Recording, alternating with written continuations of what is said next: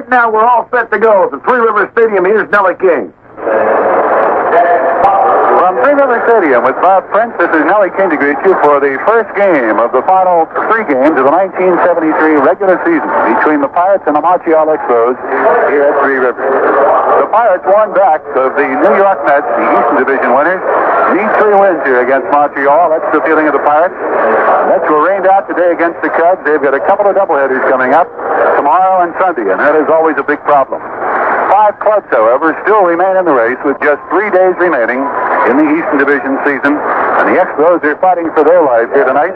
Their magic number is 1 more loss, and they are out of the race. But what a year they've had. The Mets, the Pirates, St. Louis, Montreal, and Chicago all have a chance to wind up in a tie for first place. I'll have the starting lineup for tonight's ball game after I remind you that this game is brought to you in part by AFRTS. Seriously, let's get around and tell you exactly what happened on Thursday night. The Pirates lived through a familiar nightmare and an unfamiliar one. The Pirates lost a game they couldn't really afford to lose on a wild pitch, and that was certainly nothing new for them. When Chris Zachary wild pitched home Greg Luzinski in the 13th inning to give Philadelphia a 3-2 victory over the Bucs, it brought back memories of the 9th inning of last year's final playoff game with Cincinnati when Bob Moose wild pitched home the deciding run. But the unusual feature of this game was how Luzinski got to third base in the first place. Reaching second was nothing special as he singled and was sacrificed to second. The strategy called for an intentional walk to Bob Boone, and Zachary was supposed to throw 4 wide ones. But the first one got too close to the plate, and Boone slapped it for a single to send Luzinski to third. Remember that the next time somebody proposes that a batter being intentionally walked should just be waved to first. Of course, 3 more teams, St. Louis, Chicago, and Montreal, still have a shot at winning. St. Louis down Chicago on Thursday 2-0 in the only other National League game. The Los Angeles-Atlanta game was rained out and canceled. Los Angeles had to fly to the West Coast Thursday night, so the game couldn't be made up. And that dimmed Hank Aaron's chances of catching Babe Ruth this season. There's even a real long shot at a 5-way tie for first place. If Chicago sweeps 4 from New York, Montreal sweeps 3 from Pittsburgh, and St. Louis wins 2 of 3 from Philadelphia, and then Pittsburgh wins the makeup game for San Diego, there could be a 5-way tie for first place. But if New York wins at least 2 of their 4 games from Chicago this week, all the teams but Pittsburgh would be eliminated. There were 4 games played on Thursday in the American League. Chicago nipped the Kansas City Royals in 10 innings by a score of 3-2 and a home run by Buddy Bradford. The Detroit Tigers stopped Baltimore's win scheme at 6 with a 5-2 triumph. Joe Coleman defeated the Birds for the 5th time this season without a loss. Pat Dobson twirled a 9-hitter, scattering those 9 hits and shutting out Milwaukee 2-0. California defeated Minnesota 5-4 in 11 innings, 16 strikeouts for Nolan Ryan. He now has the major league record for a season, 383, surpassing the one that was set by Sandy Koufax some years ago of 382. So that's just how things stand now and how the results fared on Thursday in Major League Baseball. Sure, it's a tough loss. Pittsburgh manager Danny Murtaugh said Thursday night, we have to win these next 3 now and hope the Mets lose. Murtaugh's philosophical comments followed the Pirates' 3-2 loss to the Phillies in that 13th inning, a defeat that dropped the Pirates a game behind the Mets. Chris Zachary, the last of 6 Pittsburgh pitchers, wild pitched home that winning run, as we told you, but his trouble coming earlier in the inning when Luzinski was advanced to third on the single that was supposed to be a pitch for a pitch out. Zachary planning to give an intentional walk to Bob Boone, but got the ball too close to the plate for Boone's single. That's the first time I ever saw anybody swing at an intentional ball and get a hit, Murtaugh said of the play. Boone, however, saw it differently. The pitch had 3 inches of the plate, and it was high. I figured it was a good pitch to hit, and I wasn't even thinking about making it out. With Luzinski on third, Mike Schmidt struck out, and shortstop Larry Boa came up. Then with a count of 1-2 on Boa, Zachary uncorked his wild pitch to bring Luzinski home. The pitch was a slider, down low and inside, Boa said. It skidded in front of Pirate catcher Manny Sanguian and got away. It was a tough pitch to stop. We're ready for more baseball. Let's go back to Nellie King in Pittsburgh. The playing of the national anthem. The rain has started to fall here, and this game is going to be delayed. A very heavy shower falling right now in Pittsburgh. It's the home plate umpire wisely calling for the sharp ball. And we've had showers throughout the afternoon. They haven't been of any great length, but they have been annoying enough, and hopefully That's all this will be, because the Pirates or the Expos do not prefer to play doubleheaders. We had our share of those up in Montreal, rained out Saturday, and winding up playing doubleheaders on Sunday and then again on Monday. But here are the starting lineups, nonetheless. We'll give them to you. Mike Jorgensen leads it off. He'll be at first base. Larry Lynch will bat second. He'll play at second. Ron Fairley in the third spot will be in left field. Kenny Singleton, who has had a whale of the years, in right field. He'll be batting fourth. Jim Lytle, Lytle, will be in center. He'll bat fifth. At third base, Bob Bailey will hit sixth. The number 7 batter doing the catching, John Bacabella. At shortstop, Tim Foley will hit eighth. And pitcher, right-hander Steve Renko, his record 15-11. He's had quite a comeback this year. Last year, he had won 1 and lost 10. And so far this year has beaten the Pirates once. We have not beaten him. He beat us 5-4 in Montreal, the last trip up there.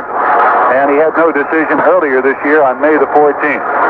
And I said last year, his record 1-10, but he's come back to have a fine year of 15-11, tying the mark of wins that he had in 1971, when he won 15 and lost 14.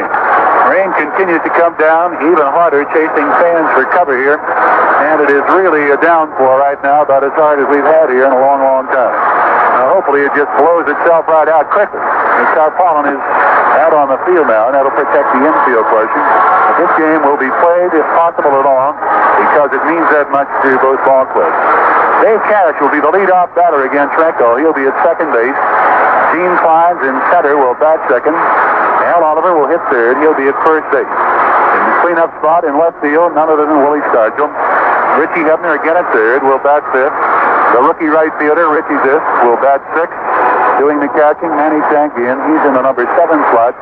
Hitting eighth and at shortstop, the veteran Del Maxwell. And the pitcher, right-hander Doc Ellis. His record 12-13. Well, we're not going to start this game on time. And Bob, we've seen a lot of heavy rains here this year, but I don't think we've seen one of this kind of a downpour, and we hope that it just blows out very quickly. But that's just a hope right now. It doesn't look too promising. No, it doesn't, Nellie, and it is so bouncing so hard. Look at the casual water, to use a golf expression, running down the runway here at the stadium in between the seats. I mean, it is just a deluge, and there's no question about the fact that if it quits, it'll take at least a half an hour or so to get the water off the field. And that'll give us a chance, Nellie, to chat a little bit before we get involved. But we talked with quite a few people today about the rain out in Chicago, in which now they're faced with a doubleheader tomorrow and a doubleheader on Sunday. And before I tell you, Nellie, what certain people told me, well, I'll name the people. Gene Mock was one and Danny Murtaugh was another, as to which team got the benefit with regard to today's rainout. If you had to make a selection right now, and they got to play a doubleheader tomorrow and a doubleheader Sunday, the delayed game today in Chicago, which means 2 on Saturday, 2 on Sunday, which of the two teams would you think, in your own mind, this rainout would favor? I'd have to believe that it has to favor the Chicago Cubs, because, it's tough to win 4 games. And from the standpoint that I think the Mets are going to they feel they have to win 3 out of 4, and it's going to be a difficult thing. But I think from the Cubs standpoint, they don't like the doubleheaders. They have to win 4. They have to sweep. So I would think from our standpoint it's a blessing, but from the Cubs standpoint, I think it's not a blessing, because they have to win 4 games, and it's unlikely that you'll win doubleheaders back-to-back. We tried it up in Montreal and fell short. They were great ball games, but I don't think it's a plus for Chicago, but I think from the standpoint that it is a plus from the Pirates, because they can't see the Mets sweeping doubleheaders back-to-back. Tug McGraw has been an excellent pitcher for them. Can't go 4 straight. That's what I'm thinking, and that I think is it. I don't think any manager likes to play 2 games in one day. It plays a little heck with your pitching staff, and I think everyday players get tired too.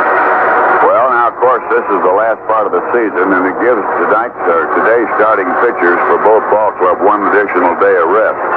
So pitching-wise, you can say, well, forget it. But one thing is, the Mets have a younger ball club, I think, than the Cubs. And there may be an edge to the Mets in that regard, in that the younger players could withstand 4 in 2 days better than the older players of Chicago. Well, I think you can go through all those things, and when it gets down to adrenaline flow on the last 2 games of the season, the last 2 days, I think you forget about aching bodies and everything else, but I think it's just a mere, the mathematical fact. It's very difficult. It's much more difficult to win 2 in one day than it is 1. And I think both ball clubs have to face that reality. No doubt about that. And, of course, it's like if you win 2, it's great. If you split, it's like kissing your sister. If you lose 2, it's like diving over the Grand Canyon. That's right. And that happens to you in doubleheaders.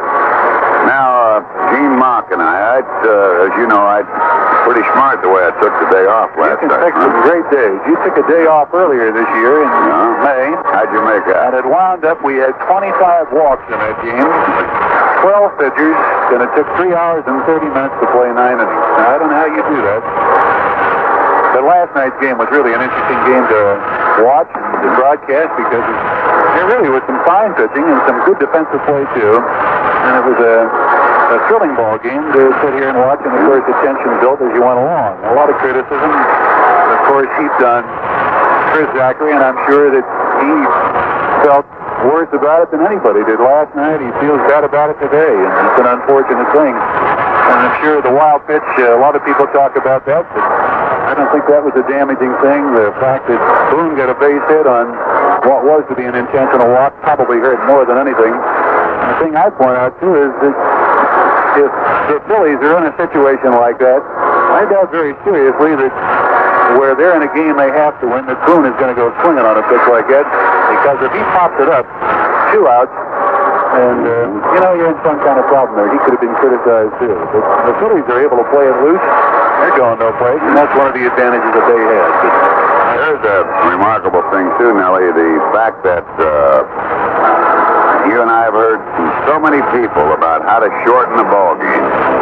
You gotta say to yourself, well, if you're gonna walk the guy, put him on. Well, now you and I have seen 2 times this year, both with our ball club, where we had a wild pitch with Bob Johnson trying to walk a man, and we had a ball that base hit for a base hit.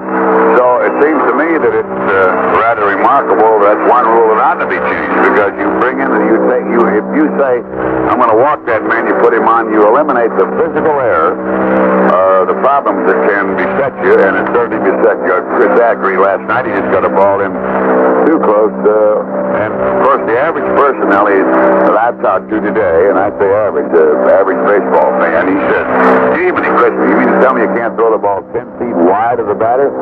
I said, well, he didn't, and I want to tell you something that's happened before, and it'll happen again. It's just more pronounced as it happens late in the season. Everything is magnified so much more. Losses that we had back in April and May, they're in the loss column, but you don't think about them now. They're just as big now as the ones you're losing like last night. Everybody said that was a tough loss. Sure it was. The games you lost back in May and April were too, but these are more obvious because they've happened right now when they seem so much more important. Nellie, you and I only have to go back to a long time ago this season in San Francisco, leading 7-1. We're still looking for the 3rd out. Now, in order to really assess the fortunes of the war in that regard, we got to also remember, Nellie, that we've won some games we shouldn't have won. So, I think we won a game against Philadelphia in the last road trip over there. There's no way we should have won the game, but we did. But if you subtract those games from the ones that we've lost that we felt we should have won, I have to think over the season that we have lost some games without any question we should not have lost. Far more than we've won that we shouldn't have won. I really believe that. Well, I think ball players will tell you that too. The more you watch baseball, and the more you're aware of what's going on, and I think everybody that's just the average fan knows that. You don't wind up getting beat as much as you beat yourself. And, there's no doubt that we have beaten ourselves more this year than we have in the 3 previous years, and that's why we're in the situation we are today. Just a game behind New York. So we just have played as well, and the facts of life are right there. But then nobody else in this league has played much better either. So no, they haven't. We've just come back to join the crowd. You and I broke a story the other day in Montreal, Nellie. We were talking, and I see it was finally picked up in the papers and used on the Today Show and everything else as though it was something new. Sort of blowing our own horn. I think you and I were the first first divulged that you could have a 5-way tie. You and I sat down and worked the doggone thing out, and I see in yesterday's papers that, or the press, that they finally broke it, that it could be a 5-way tie, and it's still not beyond the realm of possibility. And if we are to lose three, here's the way you can have a 5-way tie now. We lose 3 straight to the Expos. Cardinals sweep the Phillies. Cardinals have got to win 2 out of 3. Yeah, and then the Cubs have to sweep. Cubs have to sweep New York, and it could happen. So now I was talking with Gene Mott. We're having dinner last night, Nellie, and I said, what do you think you should be the fairway in a 5-way playoff? And I guess it's already been decided how you're going to settle it by the flip of the coin and everything. He thought the best thing would be to play each other home and home. And I said, well, how long will that take? He said, about 8 days. I said, what happened if they split? He said, would you believe we might be playing till Thanksgiving? It does seem unfair, in a way, Nellie, to reduce the National League East, or the National League East is what it is, to the flip of a coin. But I guess that's about the only fair way to do it. And I do understand, Nellie, that in the event there is a 5-way tie, that it's all been worked out, what team draws the bye, where you play, and how you handle it. But it does seem a little silly, doesn't it, to get it down to where you get to just flip a coin up there and say, okay, you got the first bye, and then go from there. It'll be interesting how they judge a bye. Who would get there? Is that with a flip of the coin? Or you get it with a flip of the coin. In other words, you keep going, but one team is the team that doesn't have to play the first game, and the other 4 go at it. And then you bring the other club back in, and I don't think they go on the basis of winning and losing percentages. There's no real way to handle that. Because you've got an even record. Of course, the only way they might do it is who had the best record against East Division ball clubs. Maybe that would be a rational way, or maybe the defending champion would get a bye. I'd go with that. Yeah, I'd go with that too, yeah. Now, you don't want to ask me how I shot yesterday. We had a squad fest out there yesterday at St. Clair. You hit the ball well. Dave Bristol did. Oh, we had the ball pretty good. But I want to tell you, the funniest thing that happened, just to digress, it's raining out here, folks, and I mean, it is raining, and they're trying to get the game savers. As fast as they're throwing it out of here, it's coming down. So if we're going to get today or tonight what they got in Chicago this afternoon, we may be faced, I guess, with a doubleheader tomorrow. We'll find that out before we get off the air. But Nellie, on the 15th hole at St. Clair, there's a beautiful home up behind that. You remember the hole? There's a par 3 on 16, and 17's a long par 5, and 18's an easy par 4. There's some youngster who lives in a home up there, and he's playing the drums. He's got the snare drums, and I mean, he's banging it out like he's Buddy Richard. Who was your favorite?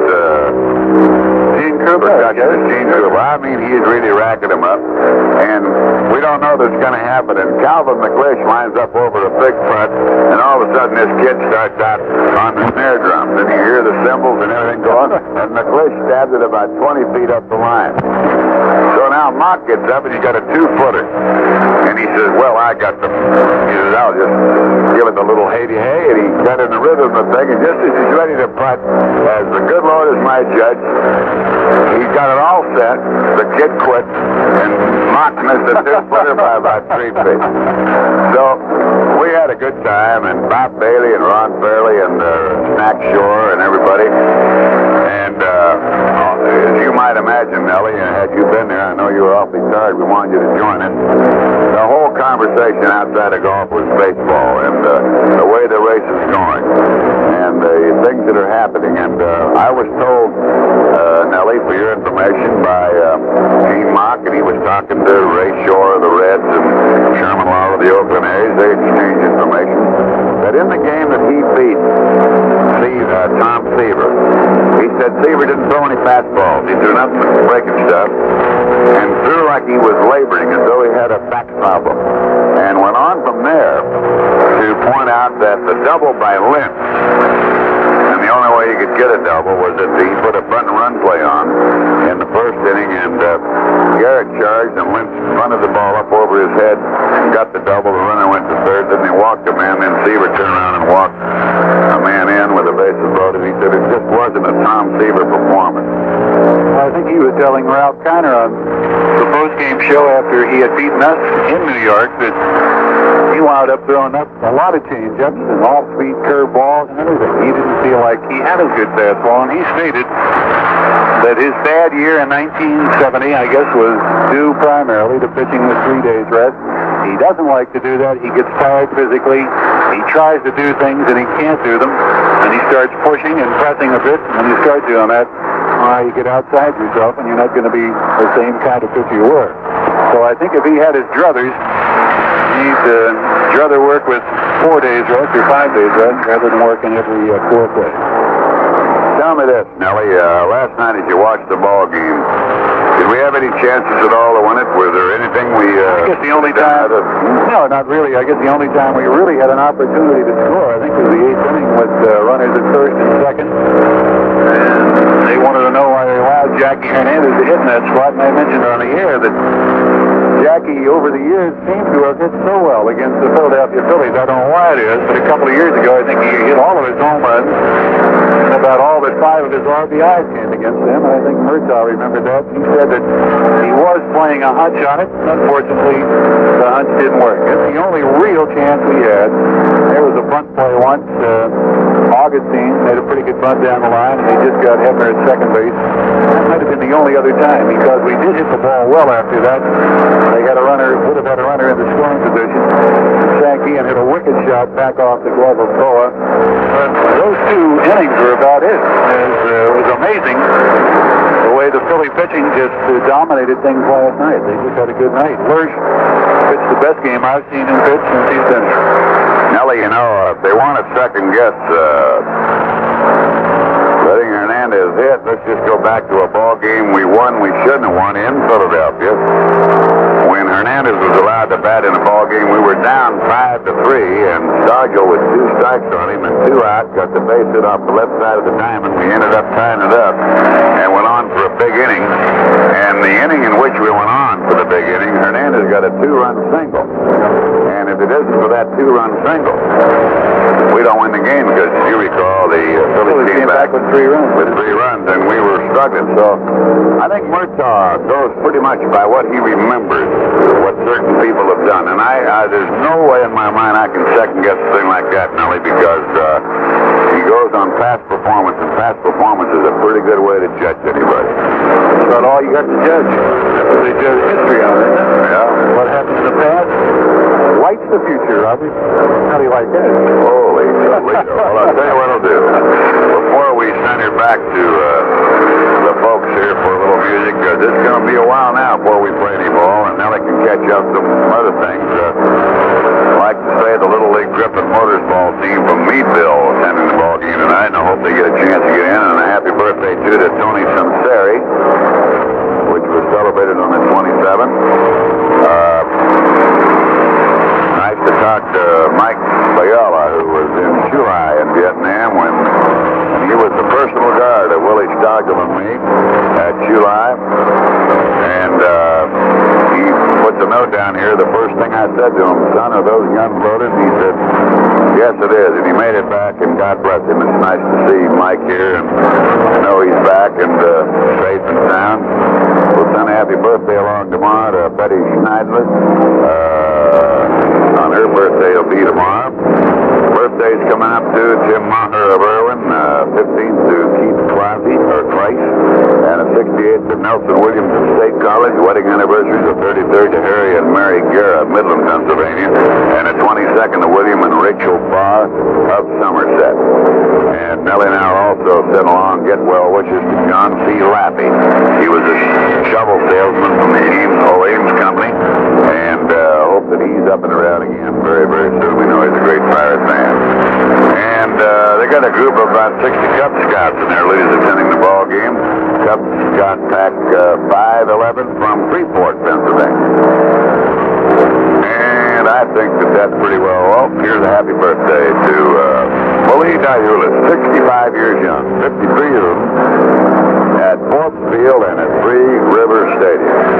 Well, Nellie, if there's anything on the baseball ticker, let's talk about it for a moment and then return for music, because while it's now stopped raining and the folks are coming back in, I'd say we have at least a half an hour before they can get this game underway. And they're going to try to get it underway. There's no doubt about that. Nellie? All right, Bob, in baseball this afternoon, in the first game of a doubleheader that, I guess it was a twilighter, actually, Boston beat Milwaukee 11-2. Louis Tiant won his 20th ball game. That's the 11th 20-game winner in the American League with that designated pinch hitter. They seem to hang around a little bit longer this year, and they have recorded 11 20-game winners this year. They have a possibility of another one. Gaylord Perry has won 19 and lost 19.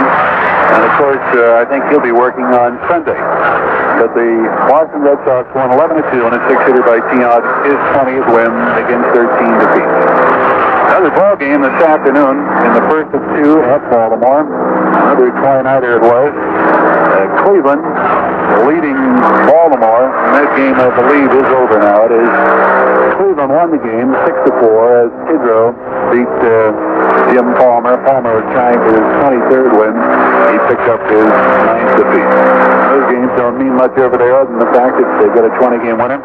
New York and Chicago postponed. They'll have a doubleheader tomorrow and Sunday. Those games will start at 11:30 Chicago time. Of course, that's 12:30 Pittsburgh time. Tomorrow's game with the Montreal Expos, Steve Rogers, who's been one of the amazing stories in baseball this year, a rookie with a 9-5 mark, will go against the veteran Nellie Bryles. And this game, it appears, is going to be played here tonight because the rain has stopped. As I said, we've got a fine crowd on hand, and a very enthusiastic one, which is something different than what we had the last three nights here, rather sparse crowds for the Philadelphia Phillies series. But it seems that is always the case during the month of September. Once school gets in, weekday games don't seem to draw as well, but Friday night, Saturday, and Sunday seem to do very well. We've got a fine crowd on hand, and well, the youngsters out with some very explicit banners urging the Bucks to win here tonight, and that's good to see too. I'll tell you, the ball players enjoy a good hometown crowd, and you can't imagine what it does in Montreal and Shea Stadium. It's a very, very big plus for those ball clubs playing at Jerry Park and at Shea Stadium. Philadelphia is at St. Louis tonight. The Cardinals very much still in the race. They can wind up with a tie in this thing and could win it too. They'll send Thompson, a youngster that started the other day in New York. He faced only two batters and he had to leave the game. Ken Brett, a left-hander, will be going for the Phillies. The roar you hear in the background is for the ground crew. They're getting a big hand. They're taking a tarpaulin off, and we're going to be playing baseball here. Another game, San Francisco at Cincinnati, no score after one. Bradley going against John Gillett. Los Angeles at San Diego a little bit later on tonight. That's San Diego, by the way. They'll play tomorrow night. Then we're off Sunday. And the possibility of them playing here Monday is a very definite possibility. And should they have to play, that game would start at 1:35. They would have to fly in Sunday and, of course, determine whether they would be playing on Monday. But they may not know until after the game is over on Sunday. And, of course, they couldn't wait around that long out on the West Coast to make their decision. They might get hung up someplace between Los Angeles or San Diego and Pittsburgh. Maybe go midway to St. Louis and then get into a holding pattern and see which way they're going to go. East or west, I don't know. But it's been an odd year, and that's just another odd sidelight to it. Now, we've got a good 15 minutes or so here, I would guess, before they get this field into any kind of decent playing shape. So rather than fill you in with anything more here, we'll probably be coming back here in another 15 minutes, possibly less, but figure on about 15 minutes. Well, without any further delay, we'll return you to your local station. And we want to let all the field stations along the line know that in a moment or so we'll be going back to our regular programming, but please monitor your lines, for we will rejoin this Pittsburgh Expo ball game as soon as we get word from KDKA in Pittsburgh. We will have the game and come right back with Bob Prince and Nellie King immediately as soon as we get word that they are back on the air. So please monitor AFRTSW, all the stations along the line who are staying with us for this particular ball game. Again, we remind you how important the ball game it is for Pittsburgh as they trail the New York Mets right now by one game in that all-important loss column. And right now with 4 games to play, that is, of course, if they have to play that game on Monday against the San Diego Padres, in Pittsburgh, an afternoon contest that they may have to play. In all likelihood, as you just heard, they will have to play that particular ball game. The New York Mets, as you've heard by now a dozen times, rained out in an afternoon contest against the Chicago Cubs. And again, the pitchers are going to have to bear the brunt of the load as the Pirates, now with back-to-back games Friday, tonight if they can play, Saturday, Sunday, and possibly Monday. The New York Mets and Chicago Cubs with back-to-back doubleheaders now on Saturday and Sunday. Taking a quick look, this is a thing to show you that we're sure you're all interested in the few moments that we have here before going back to regular programming.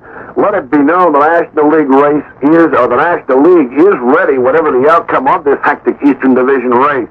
With the 5-team tie a possibility, a playoff schedule involving all of the contending teams was announced by League President Charles Feeney on Friday afternoon.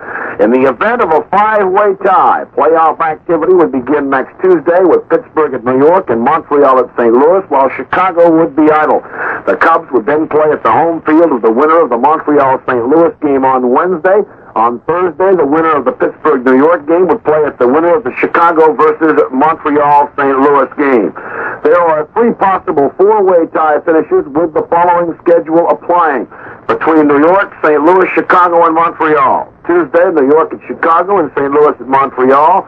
Wednesday, New York, Chicago winner at the winner of the St. Louis-Montreal game. Between New York, Chicago, Pittsburgh, and St. Louis. Tuesday, Pittsburgh at New York, and St. Louis, Chicago. Wednesday, St. Louis, Chicago winner at winner of Pittsburgh, New York. Between New York, Chicago, Pittsburgh, and Montreal. Tuesday, Pittsburgh at New York and Chicago at Montreal. Wednesday, Pittsburgh, New York winner at the winner of the Chicago-Montreal game. There are 3 possible 3-way tie finishes with the following schedule applying.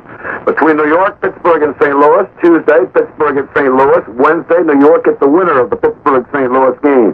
Between New York, Pittsburgh, and Chicago. Tuesday, Pittsburgh at New York. Wednesday, Chicago at the winner of the Pittsburgh-New York game. Between New York, Montreal, and Chicago on Tuesday, New York at Montreal. On Wednesday, Chicago at the winner of the New York-Montreal game. And there are 3 possible 2-way tie finishes with the following schedule applying for Tuesday: Pittsburgh at St. Louis, New York at St. Louis, or New York at Pittsburgh. So that's how it all stands. And again, that's for the information and benefit of the fans out there whose possible favorite team is playing, and there are 5 of them.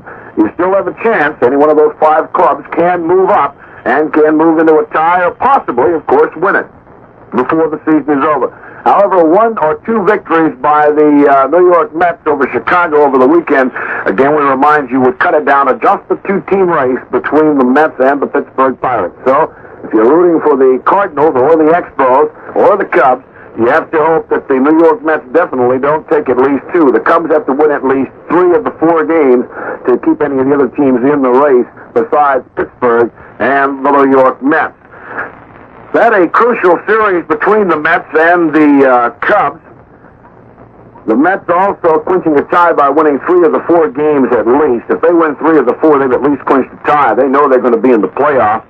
The rain was unwelcome by both managers today, Whitey Lockman of the Cubs and Yogi Berra of the Mets, since neither looked forward with pleasure to the prospect of playing back-to-back doubleheaders. Should either Saturday or Sunday's twin bills be rained out, the teams would play a doubleheader Monday or the first day weather would permit to end the season. The postponement did not change the pitching plans of either Lockman or Berra, the 2 managers, though it certainly plagued the Cubs pitching prospects more than the Mets.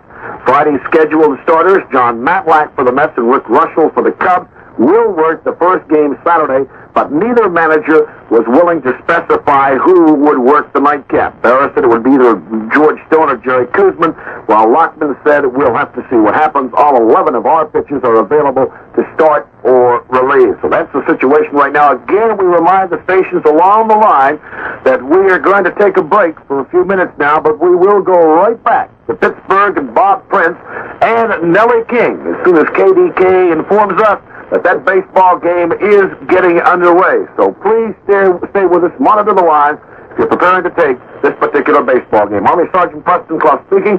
This is the American Forces Radio and Television Service.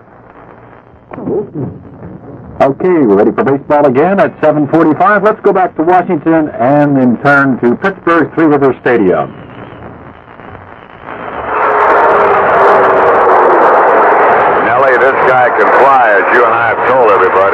Doc Ellis does not have the best move holding a man on. This will be...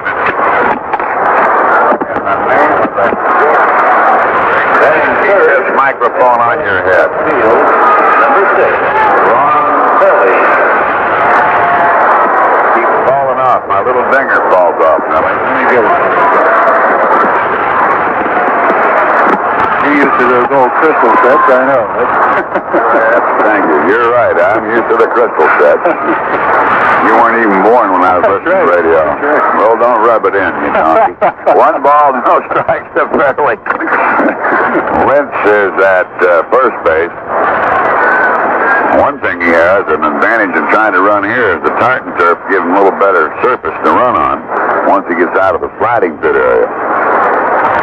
He takes the run, the ball's hit foul off the left side, 1-1.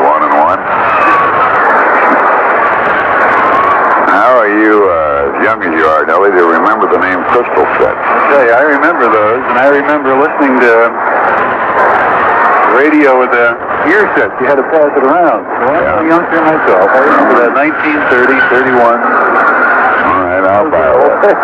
I remember listening to Dempsey Sonny fight in Salt Lake City on the crystal set. And I cried. Dempsey lost. See, he used to live in Salt Lake City.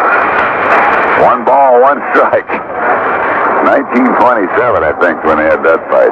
Here's the look to first and the 1-1. They're gone. It's a stolen base by Lynch.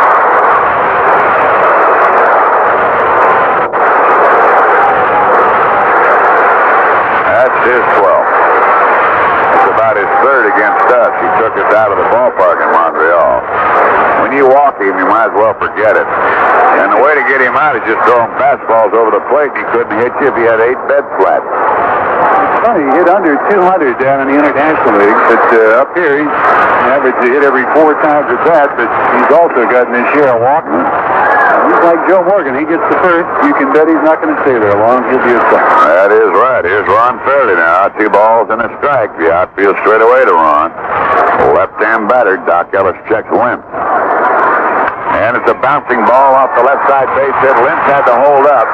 Dargel comes up out of the water, fires the ball in. And the best thing we had going there is the ball was hit in front of Lynch. He wasn't sure whether or not Maxville could field it. He went back towards second and now has come to third and had to stop there. Under normal circumstance, well, with 2 out, he scores easily. Let's put it that way. So they got a man at first and third, and the batter will be Ken Singleton. Batting at .299, 23 homers, 101 runs batted in. Boy, the press box is full of riders. Bob Addy, great rider out of the Washington area. Get a great kick out of talking to Bob because I happen to believe he's married to the greatest women's tennis player I ever saw, Pauline Betts. I'll admit Billie Jean King, of course, that's an unfair statement. I haven't seen Billie Jean King play that much, but Pauline Betts, in her time, one of the greatest you'll ever look at, Singleton and swinging a miss.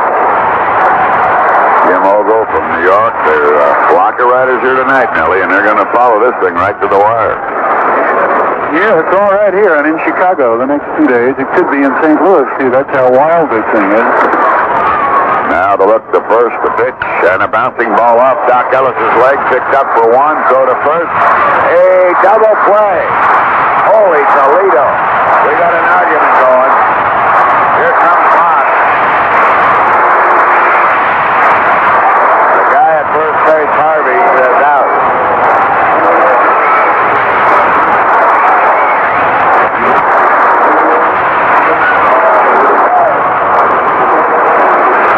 Oh, they're going to be here forever on this one. I'll tell you, I'm caught here with 2 desires. I think Doug Harvey's one of the finest umpires I've ever seen. He was spread eagle right down on the line. The ball was hit off Ellis. Went over to Cash. He flipped to Maxville. He threw to Oliver for what was called the double play. And the argument is now over. And the reason that I believe that Mock is not going to argue any longer is because of his great regard for Doug Harvey, an umpire, one of the best in the business. Otherwise, the little general might have been out of there all night. So the play went 1 to 4 to 6 to 3, and that's a very big break and a lucky one for the Bucks. We go to the bottom of the first, no score. And so the Pittsburgh Pirates, with the break that they did get in the first inning, it could be a look at what might possibly be to come. Again, we remind you that the game between the Mets and the Cubs was rained out this afternoon. They've got to play doubleheaders back-to-back on Saturday and Sunday.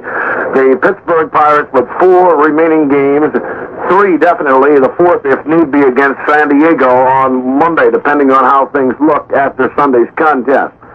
Other games going on in the National League tonight really of no importance except to just see who wins and loses. The Cincinnati Reds, who have already wrapped it up over in the Western Division, just waiting to see who they will play for the National League Championship. No score with San Francisco after 2.5. Tom Bradley against Don Gullett. The St. Louis Cardinals, who definitely are still in it, are playing against the Philadelphia Phillies at home. Philadelphia failed to score the top half of the first. Ken Brett against Thompson. Later on the West Coast, Los Angeles at San Diego, the Atlanta Braves and Houston Astros are not scheduled. In the American League, first of a twine-header, Cleveland defeated Baltimore and Jim Palmer 6-4. First of a twine-header, Boston 11-2 over Milwaukee. Oh, brother, what a break for us there, Nellie, on that double play ball bouncing off Doc Ellis. And as I said earlier, I think a great tribute to the umpiring of Doug Harvey. Gene Mott, who normally will sit there and argue till the cows come home, went out, heard what Doug said, and turned around and walked away. Well, I guess he is regarded as one of the premier umpires in the league, and they have put a good crew together here with Doug Harvey, Scully Kutis, Shag Croft, quite a few veterans there, and Andy Olson, too. And that's the way it should be if you get the big games going. That's exactly right. And we got some good ones in this one. Said about the best overall crew you could look at. There are some other great umpires that don't ever overlook Eddie Vargo. And whatever you do, don't overlook Jack Crawford. He's here tonight. Here's Cash with 11-game batting streak. Rinko, high, ball 1. Rinko, 2-3 against the Pirates. Rinko's strong suit the last time he pitched, Bob. He didn't walk anybody, and he usually can't get walked. Here's the 1-0, and he's in there with a called strike. Got a good breaking ball. I think he came up with that this year. A little better control. Beat us in that first game of the televised doubleheader, 5-4. 1 ball, 1 strike to Cash, who leans off a pitch, but it's in the inside corner for a called strike.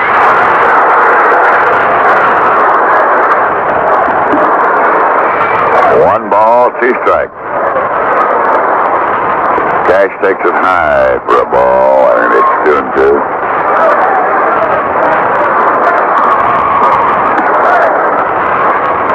Cash, Kleins, and Oliver here in the first inning.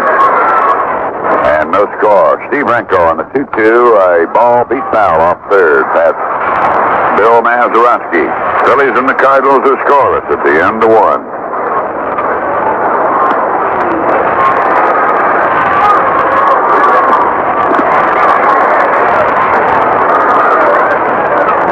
And a ball 2, strike 2 count now, holding to Dave Cash.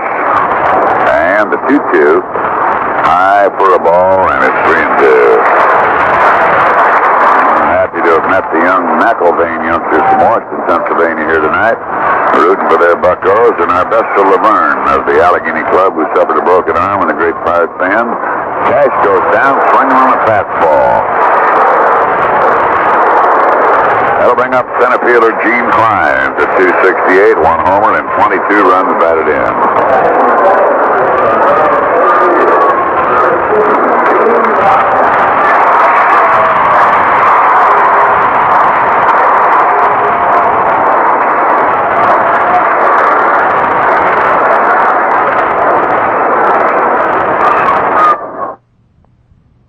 Kleins at 268.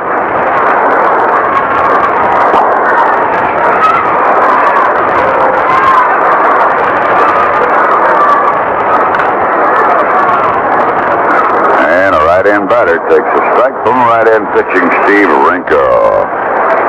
Sorry that we didn't receive a letter from Mrs. Carol Hauser of Youngstown, Ohio earlier than this, but it's lost in the mail. She had a great block party going for the youngsters to play baseball. Strike 2 is called. Held a pizza party for the young men that play baseball over there at Vaughns Field. And just great fine young men, and congratulations to all of you on your fine season, and continue your good wishes and prosperity for baseball. High from Renko, a ball and 2 strikes. 1 out, not on, and no score.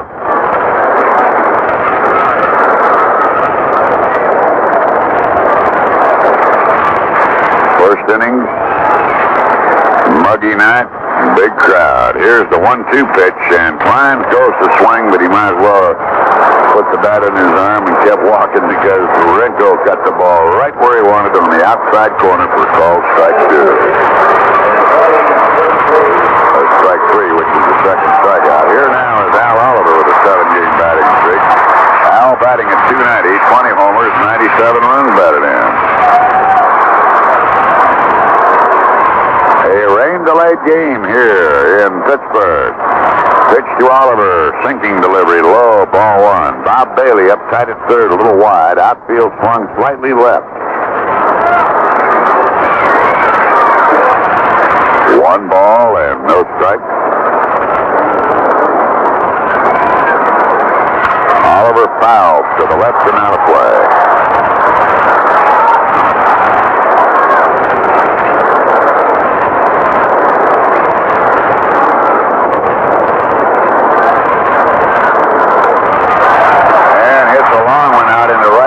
But Singleton has room for it, and he has it for the out. So Renko, the Expos, puts the Bucks down 1-2-3, and at the end of 1, there is no score. Here's a quick look at the Major League leaders in Major League Baseball. The batting races are actually already decided. The leading hitter in the National League, based on 425 at-bats, Pete Rose of Cincinnati at 344. Way back in the second place, Cesar Cedeno of Houston at 318. His teammate Bob Watson at 316. In the American League, it's all over also, except for the shouting. Rod Carew of Minnesota at 347. And it falls all the way back to Tommy Davis of Baltimore at 307. Dave May of Milwaukee at 305. Bobby Mercer of the Yankees. George Scott of Milwaukee. Thurman Munson of New York all at 301. Home runs, the National League. Willie Stargell of the Pirates sets the pace with 44. That's 1 better than Davey Johnson of Atlanta, who has 43. In the American League, it's Reggie Jackson of Oakland. He has 32. Frank Robinson of California. Jeff Burroughs of Texas, both with 30. RBIs, Willie Stargell has 118 to lead the National League. In the American League, Jackson has 117. Pitching based on the most victories, National League, Ronnie Bryant of San Francisco is 23 and 12. In the American League, Wilbur Wood of the White Sox, 24 and 20. Jim Palmer of Baltimore lost tonight. He's now 22 and 9. Joe Coleman of Detroit, 22 and 15. Jim Hunter of Oakland is 21 and 5. Nolan Ryan of California has 21 and 16. Vida Blue is 20 and 9. Then Paul Spudorf and Jim Colborn. Spudorf with Kansas City, Colborn with Milwaukee, 20 and 11. Right now, let's pause for station identification. This is the American Forces Radio and Television Service. At 790 and 1420, this is American Forces Radio. SBN. It'll be Jim Lytle, Lytle, the center fielder, batting at 259, a left-hand batter, 4 homers, 18 runs batted in. Doc Ellis on the mound. No score, top of the second inning. Pitch to Lytle, popped high into the air in the left center, coming off for it, Gene Klein, coming over for it, Stargell. Klein for the out. Pat and John McHale of the Expos, Jim Fanning of the Expos here, Nina Lee Mock, wife of Gene Mock. And she informed us tonight that something we've all been thinking about, that we thought her brother was Roy Smalley. Turns out it's her brother-in-law. Roy Smalley is married to Gene Mock's sister. They have a son playing baseball at Southern California shortstop that they figure is going to be, without question, a superstar. The youngster's already turned down beaucoup money. He's at Southern Cal, and he's been drafted a couple of times and has said no while he's getting his education. But look for the name of Roy Smalley, and I don't know whether he's a junior or not, but it's Roy's son.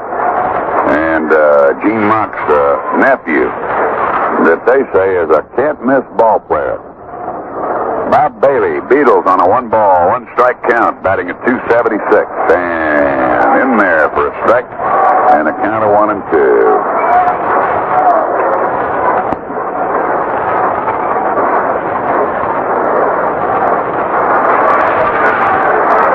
Here's a 1-2 pitch. Checked off it inside with a fastball. 2-2.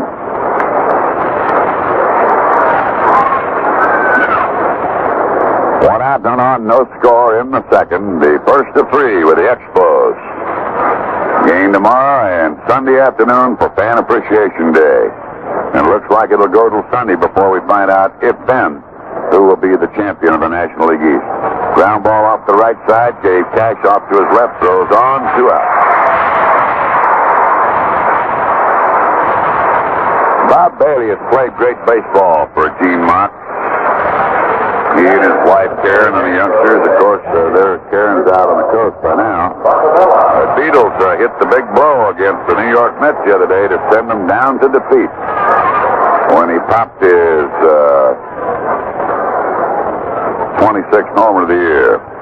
Here's John Bacabella, the right-hand batter, batting at .227, 7 homers, 43 runs batted in. They're playing the right-hand batter to pull. Hebner guards the line deep at third. Ellis delivers breaking ball right through the middle. Picked up by Cash and throws him out. Looked like he jammed Bacabella. He hit it fast. Ellis looked like he was going to get through for the base hit. It never got there. Cash plugged it up. 3 up and 3 down into the bottom of the second, and there is no score. Well, Hank Aaron's chances of breaking Babe Ruth's home run record this season, already slim at best, were dealt still another setback Thursday night when the game between the Dodgers and Braves was rained out and canceled. Aaron, needing 3 homers to break Babe Ruth's record of 7-14, now has only 2 games remaining this season. The Braves have an off day tonight and wind up the season with single games against the Astros Saturday night and Sunday.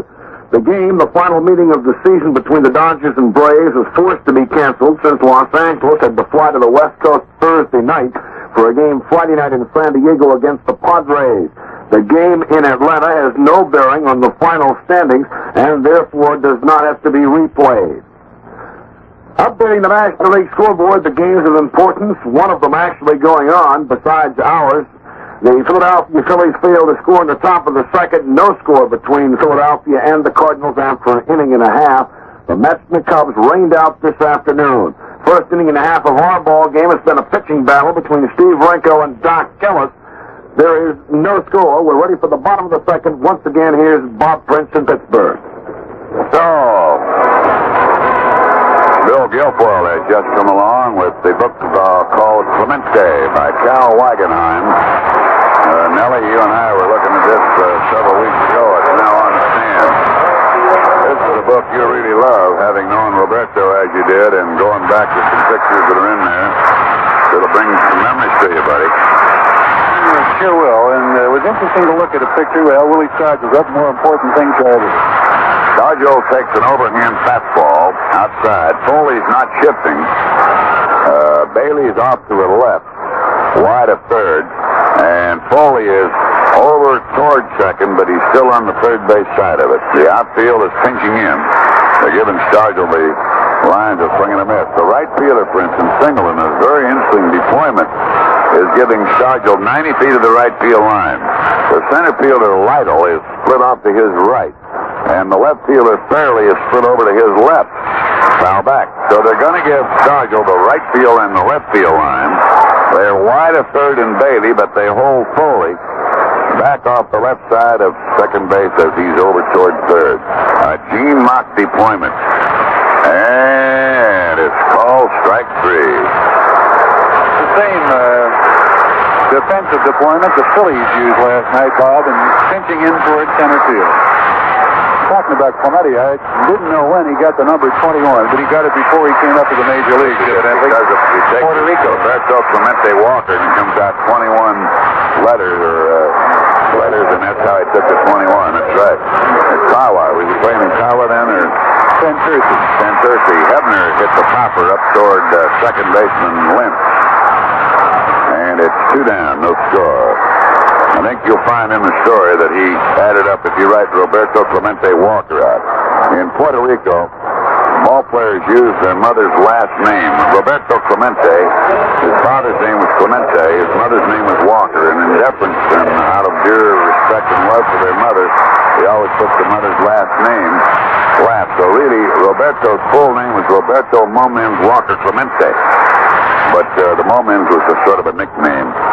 Here is Richie Zest, the right fielder. And I think if you take Roberto Clemente Walker and add them all up, you'll get 21. That's the number he chose. 0-1 the count. Of course, it's retired to never see it again in Pittsburgh. A swing by Zest, strike two. They're having an induction, Nellie, for Roberto Hall of Fame in San Juan on October the 7th. Unfortunately, you and I are not going to be able to get down here for that. Well, this goes down, and Renko's throwing at us like he's mad. Oh, I forgot, by gosh, Montreal's still in this thing, aren't they? Oh, are they in this thing? 3 up, 3 down, end of 2, there is no score. Bobby Tolan of the Cincinnati Reds is really in the doghouse. The Reds have suspended him from the team through the season-closing game Sunday. And there's speculation his place on the roster will be taken by pitcher Roger Nelson for the playoffs beginning October 6th. Red President Bob Howson said Tolan was suspended for refusing to take batting and fielding practice with the rest of the team. Tolan has recently seated himself apart from other players in the dugout. The 27-year-old outfielder has also refrained from joining other players and congratulating teammates who hit home runs or make good fielding plays. In American League Baseball tonight, first of a twilighter, Cleveland 6-4 over Baltimore. Dick Tidrow, the winner over Jim Palmer. Don Baylor homered for the Birds. Dave Duncan, Walt Williams, and Frank Duffy for Cleveland. Second game, the Tribe failed to score the top of the first. It's Wilcox against Alexander. First of two, Boston 11-2 over Milwaukee. Louis Tiant won his 20th. Rodriguez the loser. Yastrzemski a grand slammer. Smith a 3-run shot, and Cecil Cooper a solo shot for Boston. George Scott a solo shot for Milwaukee. 0-0 after 2 in the nightcap.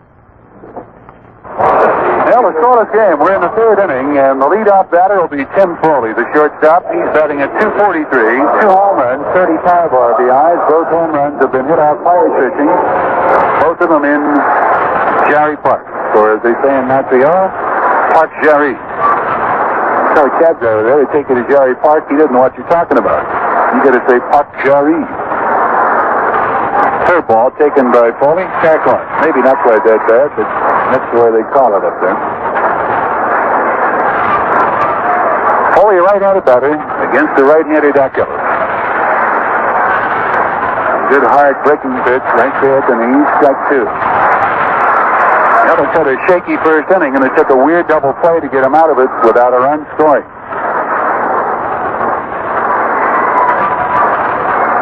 He struck him out. The ball is dropped by Sanguian, and they'll throw to first base. Foley argues that he foul tipped the ball, and the umpire says no. Pellicutis said you didn't foul tip it, and Foley is arguing now at Pellicutis. He can get mad. He's right jaw to jaw with him. He's been thrown out of games before, and he is really going after him now. Mark is coming out to get him, and he's telling him, you better get away from here. You'll lose the shortstop. There's enough of time to go arguing on a play like that in the second inning and lose the great shortstop as Foley is. And that's wisely went out just to get him away. Pellicutis umpiring behind home plate, and in 3 innings now, the Expos have had 2 rhubarbs here with the umpire. Harvey at first base, and now Pellicutis on a strikeout of Tim Foley. That's the first strikeout by Ellis. And Bob said Renko is rolling along. He's had 4 over the front 2. The adrenaline is flowing about this time of the season because the Expos, with 1 loss, are out of it.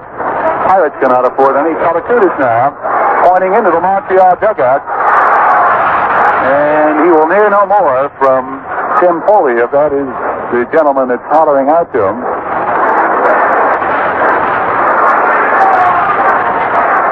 Renko is the batter. He's a good hitter. 24 hits and 87 at bats.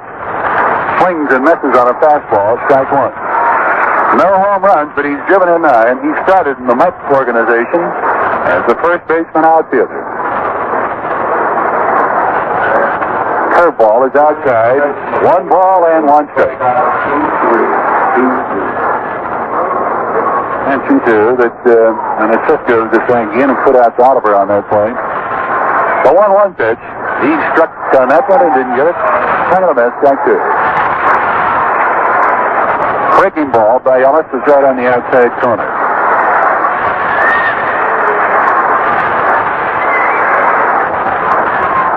The 1-2 pitch. Breaking ball away. 2 balls, 2 strikes. Renko hitting at 276, and that's a legitimate one. When you've got 24 hits and 87 at bats, you can consider yourself a pretty good sticker. Foul, back out of play. 2 balls, 2 strikes. Bill Verdon actually turned this guy into a pitcher at Williamsport years ago. I think about 1967 it was. Somewhere around there, 66.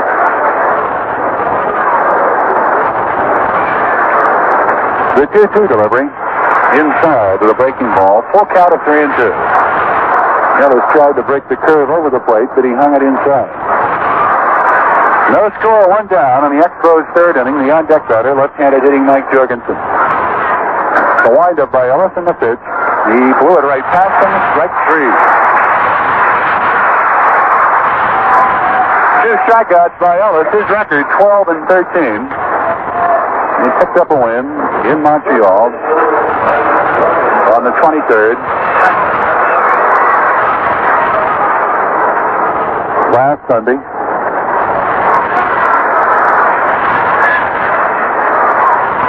Ellis, I believe, wants another baseball. He does. The rain here was a very heavy one, causing a delay of 36 minutes. With the ground crew, as usual, doing a great job and got it in shape quickly. Here's a pitch to Jorgensen. Swings and foul tips. Strike 1. And bounced off the shin guards of St. Ian. Jorgensen, first ball hitting. Opening up the ball game. Fly to shallow left field. He's hit 8 home runs this year. Driven in 46. Changeup is right there. Strike 2. Beautiful pitch by Ellis. That was a good response from the big crowd on hand here tonight. The 0-2 pitch. Down there, that's weakly to the mound. Ellison quickly has a play at first in time. Well, the Expos get out of order in the 3rd inning. We go to the bottom of the 3rd. No score. In Alamo, California, unseeded Ray Moore of Great Britain used accurate volleys in a strong net game Thursday night to stun Stan Smith, the world's top-ranked tennis player, in the quarterfinals of the $50,000 Fireman's Fund International. Playing a sharp game, quote, above myself, unquote, Moore ousted the American in straight sets, 7-6, 6-4. In another quarterfinal upset, 6th-seeded Bjorn Borg of Sweden advanced to the semifinals by downing number 3 seed Tom Gorman of Seattle, 6-4, 5-7, 7-6. Gorman complained of a sore back. I played above myself to win tonight, said Moore, who also beat Smith 7-6, 6-3 earlier this year at Las Vegas. A football note, New York Jet quarterback Joe Namath is resting comfortably in a New York hospital after suffering a shoulder separation last Sunday. The Jet team physician, Dr. James Nicholas, says there's little likelihood Namath will have to undergo an operation. He's expected to be back in action from 6 to 8 weeks, probably in a game in November against the Cincinnati Bengals. Let's go back to Pittsburgh. The 3rd inning for the Pirates, it'll be Manny Sagian, Dal Maxwell, and Doc Ellis to go against Renko, and that's going to tell you he's retired 6 in a row. He has, and he's done it in rather brilliant fashion, striking out 4 of the 6 batters. St. Louis leading the Phillies 1-0 after 3. Ken Brett against Thompson.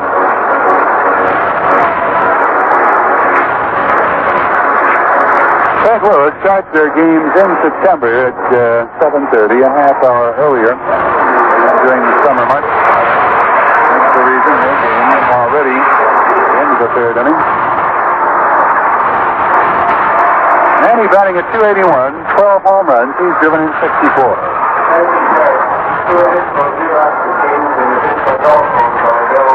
Renko generally not a power pitcher. Doesn't get that many strikeouts, but he's jumped on 4 already over the front 2. But as I said, the adrenaline flows a little bit better in a game like this.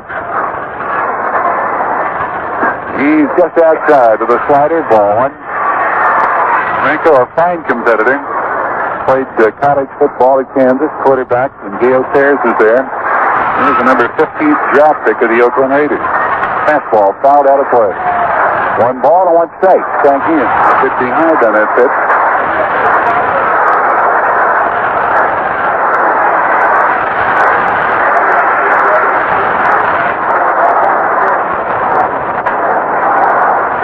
windup by Renko on the pitch. Ground ball, right side, base hit. Fast Lynch onto the right field. Renko hung a curveball up and back in, going to right field. That's been his percentage start the last couple of years. Gets the Pirates' first hit.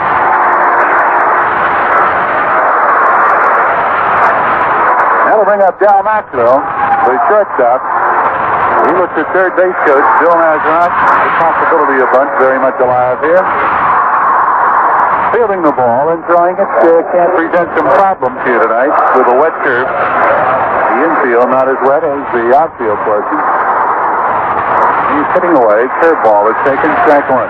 Renko has gone to that pitch more than the slider so far. A big curveball. His fastball does not move that much.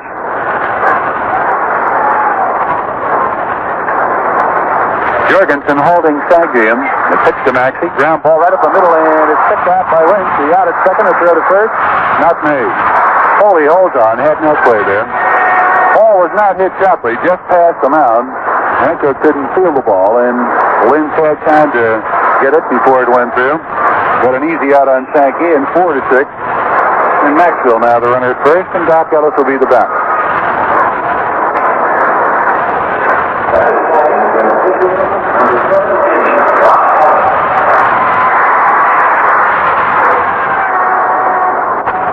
Ellis missed about 4 or 5 weeks with a bad elbow, just coming off the disabled list. More than a week ago, he was going to bunt, takes the pitch up high for a ball. Expos with the first baseman Jorgensen charging. They have a time play there, and a certain signal he'll break, or he'll fake the break and then come back and they throw over. But Bailey already in at third base, right on top of Ellis. Well, look at first, the pitch. It is down low. There may be outside, but narrowly missing. The count is 2-0. Jorgensen again going by the mound, hollering something to Renko.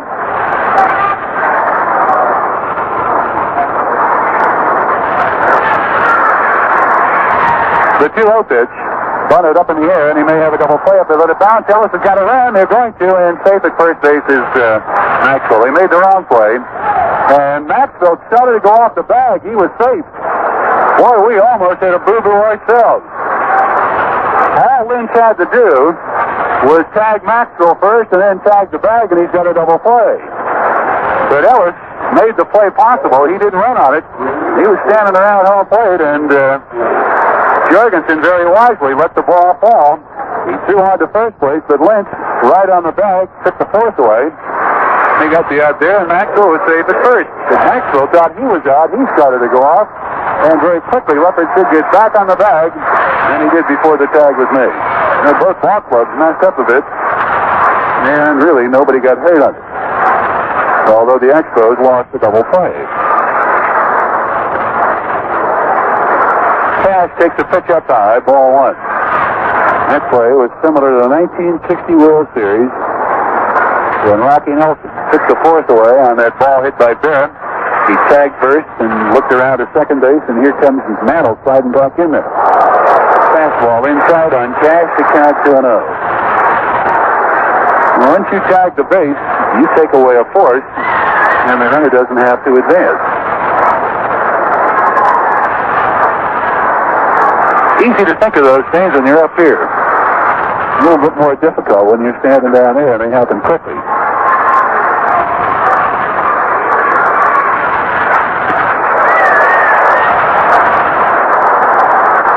The pitch up high on Cash, and the count goes to 3-0. Bacabella out to talk to Renko, who has had control problems here for the first time. The out on Ellis went 3-4, by the way.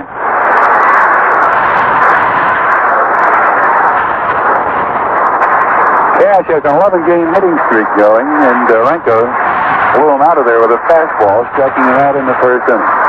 No score, 2 down. He takes the strike.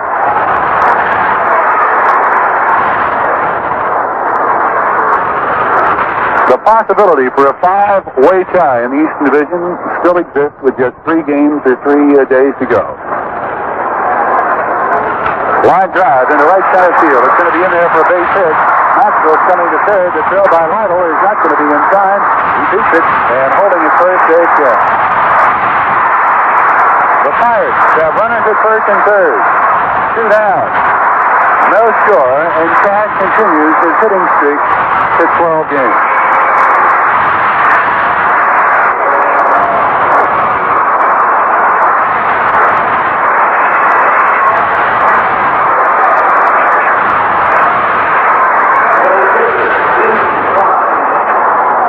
Knoxville at third base.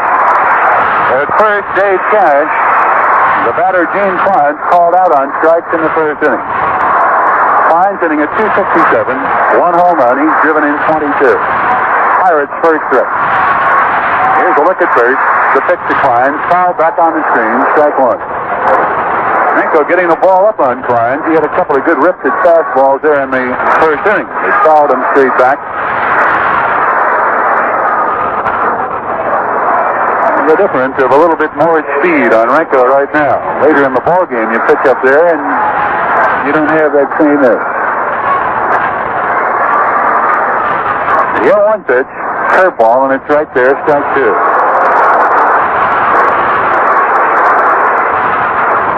Pirates bats were very silent last night against the Phillies, trying to rattle something loose here in the third inning with a couple of singles. The 0-2 pitch.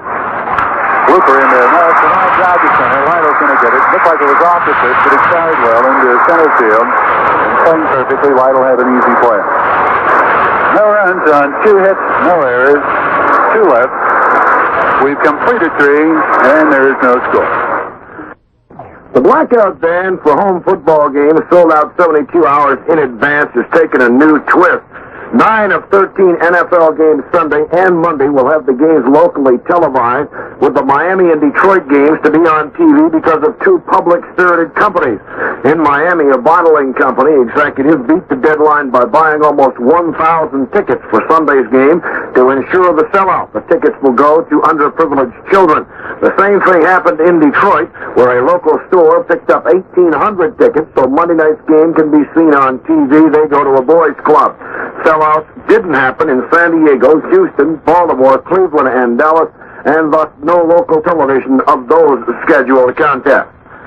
The Philadelphia Phillies and Cardinals tonight have now completed 3 1/2 innings. The Cardinals still lead it by a score of 1-0.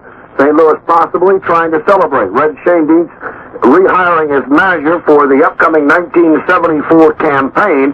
Also rehired today in Major League Baseball was Walter Alston with the Los Angeles Dodgers. Other scores after 4 falls, Cincinnati now leading San Francisco by a score of 1-0 with a run in the bottom of the 4th inning. Later on tonight in the National League, Los Angeles at San Diego, Atlanta and Houston not scheduled. More baseball. Let's go back. Now they're having rain out in St. Louis. And that game is in the 4th inning. The Cardinals batting in the bottom of the 4th inning. They lead 1-0, so it's not an official game. Rain delay there. They had rain in Chicago today. The Mets in Chicago rained out. They'll play doubleheaders Saturday and Sunday. Larry Lentz with a walk in the 1st inning leads off the Expos 4th inning against Doc Ellis. Here's the pitch. Up high, ball 1. The undecked batter runs fairly. He'll be followed by Ken Singleton.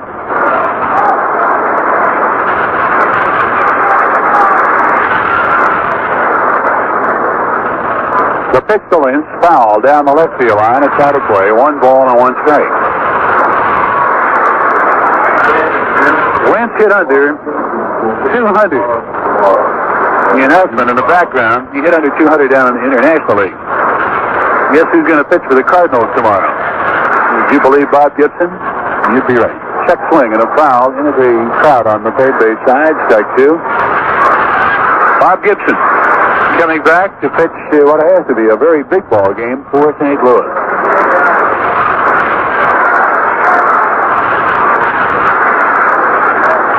A 1-2 pitch. Outside, 2 balls, 2 strikes. Cardinals have lost 81. The Pirates have lost 79. And the New York Mets 78. The 2-2 pitch to Lentz. Hard shot to the shortstop. Maxwell's got it. This has been swinging the bat well here. He drew a walk and hit a couple of wicked fouls and lined to the shortstop, Del Maxwell. Now he's enjoying Major League pitching, and maybe he's just enjoying Major League conditions. The lights here are much better, I'll tell you. And the pitchers are around the plate a little bit more than they are in the minor league. Ron Fairley's the batter. Well, the rain has stopped out in St. Louis. A very brief shower. Play resumed there. The Cardinals bat on the fourth. You remember the Cardinals sneaking in 1964 to win the title on the last day of the season. Curve up high, ball one. The Reds, the Phillies, and the Cardinals all had a chance to win it on the last day. The Cardinals beat the Mets to do that in 64. Fairley takes the pitch at the knees, strike one. He singled to left field. That's the only hit allowed by Doc Ellis. But it took a weird double play in the first inning to get him out of trouble. With runners at first and third, he gets singled on a bounce sharply off the mound, hit his leg, and carried to Cash over to Maxwell on the first in the disputed call and gets a double play. Pitch is low and away, 2 balls and a strike. Fairley having a big year, hitting it to 300. 17 homers, 48 RBIs, has had a number of walks. Fouls out of play. Fairley telling Bob and me before the game that when he was informed that he had been sent to Montreal, he thought his career had come to an end. He just didn't want to leave Los Angeles. But he said, boy, things have worked out well. I've enjoyed that. He went to a ball club where I had a chance to play every day, kept me sharp. And I've had some good years, and he loves it up there. Speaks so highly of the city and the fans they have there. He's had 84 walks this year to go along with 121 hits, so he's been on base quite a few times. Time call. The count is 2-2. And I recall his first Major League home run. It came in Forbes Field back in 1958 off Elroy Face.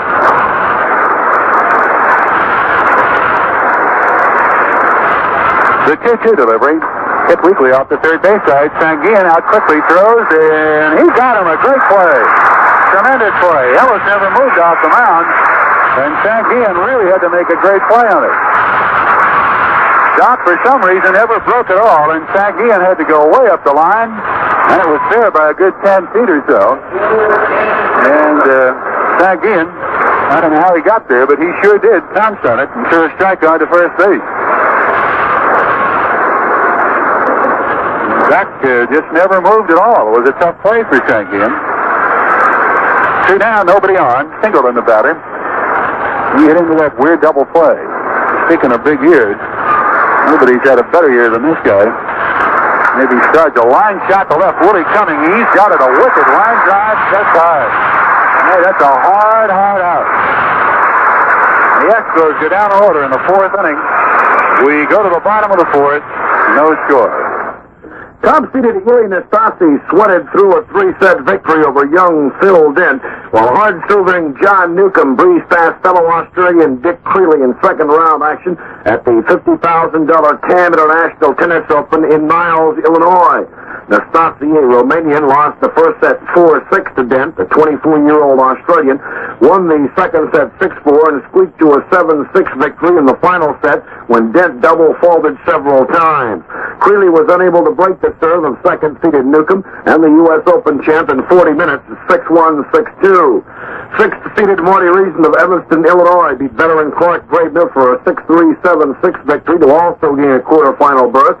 Earlier, Graham Stillwell of Great Britain upset 7th-seeded Texan Cliff Ritchie 6-7, 5-7, 6-4, while 8th-seeded Brian Gottfried of Baltimore won 7-6, 6-4 over Kenny Svensson of Sweden. Eddie Dibbs of Miami defeated Richard Russell of Jamaica 6-2, 7-6, and Gerald Batrick of Great Britain down Torben Ulrich of Denmark 6-1, 7-6. More baseball now in the American League after 3 second-game. Boston leading Milwaukee 4-3.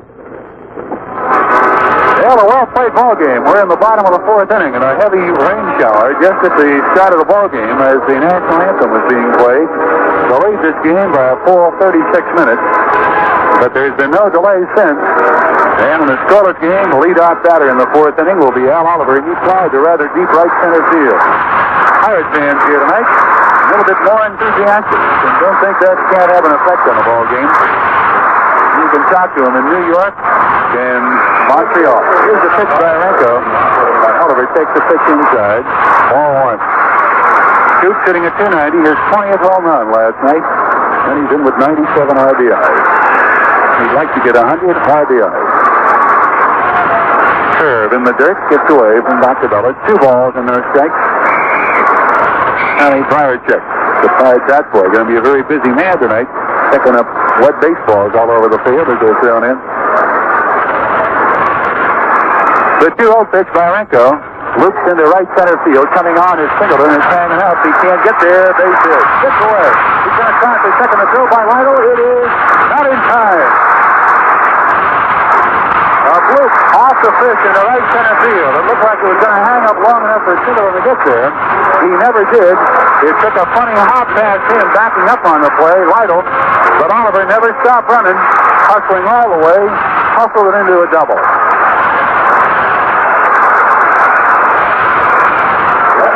You cannot get hurt running full out. You can never be embarrassed, and Oliver usually isn't. Raining again in St. Louis. Sargent, the batter. He struck out in the second inning looking. Well, he's been shut out the last 2 games by the Phillies. Curveball hangs high. Ball one. Renko has thrown 26 home run balls. He kept the ball in the park up in Montreal. But that's been a big problem for him. But a tough pitcher with 15 wins, 11 defeats. Well, look at second base. They have a play there, but not showing is Renko. He waits for Foley to retreat.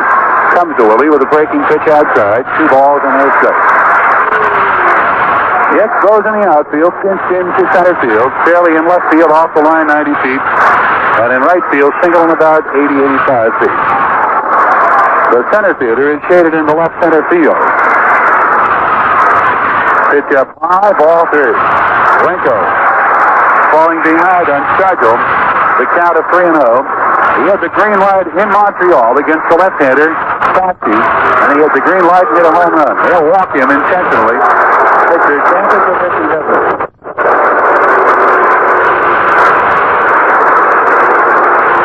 The first walk of the night for Steve Renko. Bob Bailey over to talk to him. The Pirates need this to move to within a half game of the idle New York Mets today. They were rained out. And should the Expos lose, they would be eliminated. But a win by them keeps their hopes alive.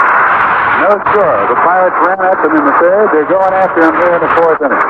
Hebner, the batter, popped to second base in the second inning. Ritchie hitting at 273. 25 homers, 73 RBIs. First ball hitting foul on a low pitch. Off the first base side, strike 1. Hebner admitted he got into some bad habits up in Montreal. Had a very poor series there. Going about 1 for 23. Came out of it briefly in that 13-2 game. Had a base hit last night. And he confessed to just chasing the ball too much, not making them throw it over the plate. Oliver at second, Starr to the first, nobody out. 4th inning. A bunt, and it's fouled off the shin guards of Bacabella, strike 2. It was Hebner's bunt in that final game in Montreal that set up the possibility for the on-deck batter Ricky Zisk to drive in 2 big runs and give the Pirates a 3-0 lead that they held, and they won that finale up there. Jussie saving it for Ellie Bryles. Bryles will go tomorrow against Steve Rogers. Quite a pairing. The 0-2 pitch. Up high, 1 ball, 2 strikes. Pirates have dominated the Expos this year, winning 11 of the 15 games. Won 6 out of the 9 in Montreal, have won 5 of the previous 6 played here. Renko taking a bit of time, mopping the sweat off his brow. Humid night here tonight, the heavy rain. Kind of close. It's starting to cool off considerably. The 1-2 pitch, fouled, out of play. Downholes at a ball and 2 strikes. The inning opened with a blooper by Oliver into right center field that he just hustled into 2 bases. They went 3-0 on Stargell, then decided to intentionally walk him. And Hebner, the batter now, after fouling out on a bunt, or fouling off on a bunt attempt, to count 1-2.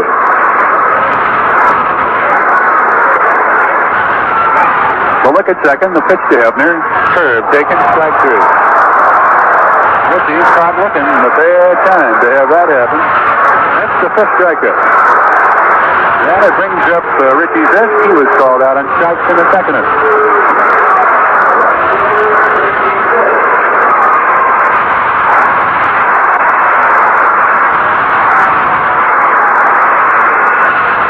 Pirate pitching in the Philadelphia series was very, very good. The batting cooled off a bit.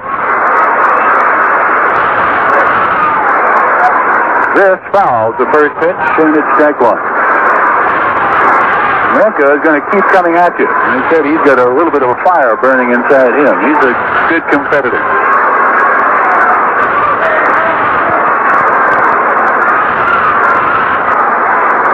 Oliver at second base, Stargell at first. 1 down, 4th inning. The pitch to Zisk is a fastball inside, 1 ball, 1 strike. Youngster is out to right field line, shaking the Richie Zisk sign. Here for Zisk. Dave Justy sign here tonight. First one of the year. Welcome one. The 1-1 pitch. Up high. The count 2 balls and a strike.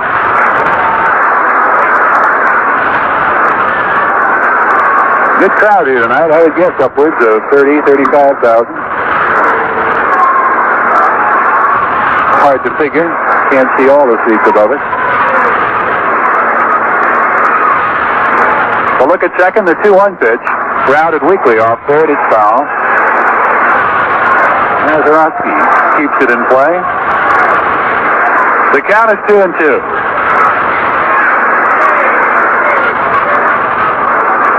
This drew in Montreal in 2 of those games with key base hits. He's batting at .328. 9 home runs, 50 RBIs.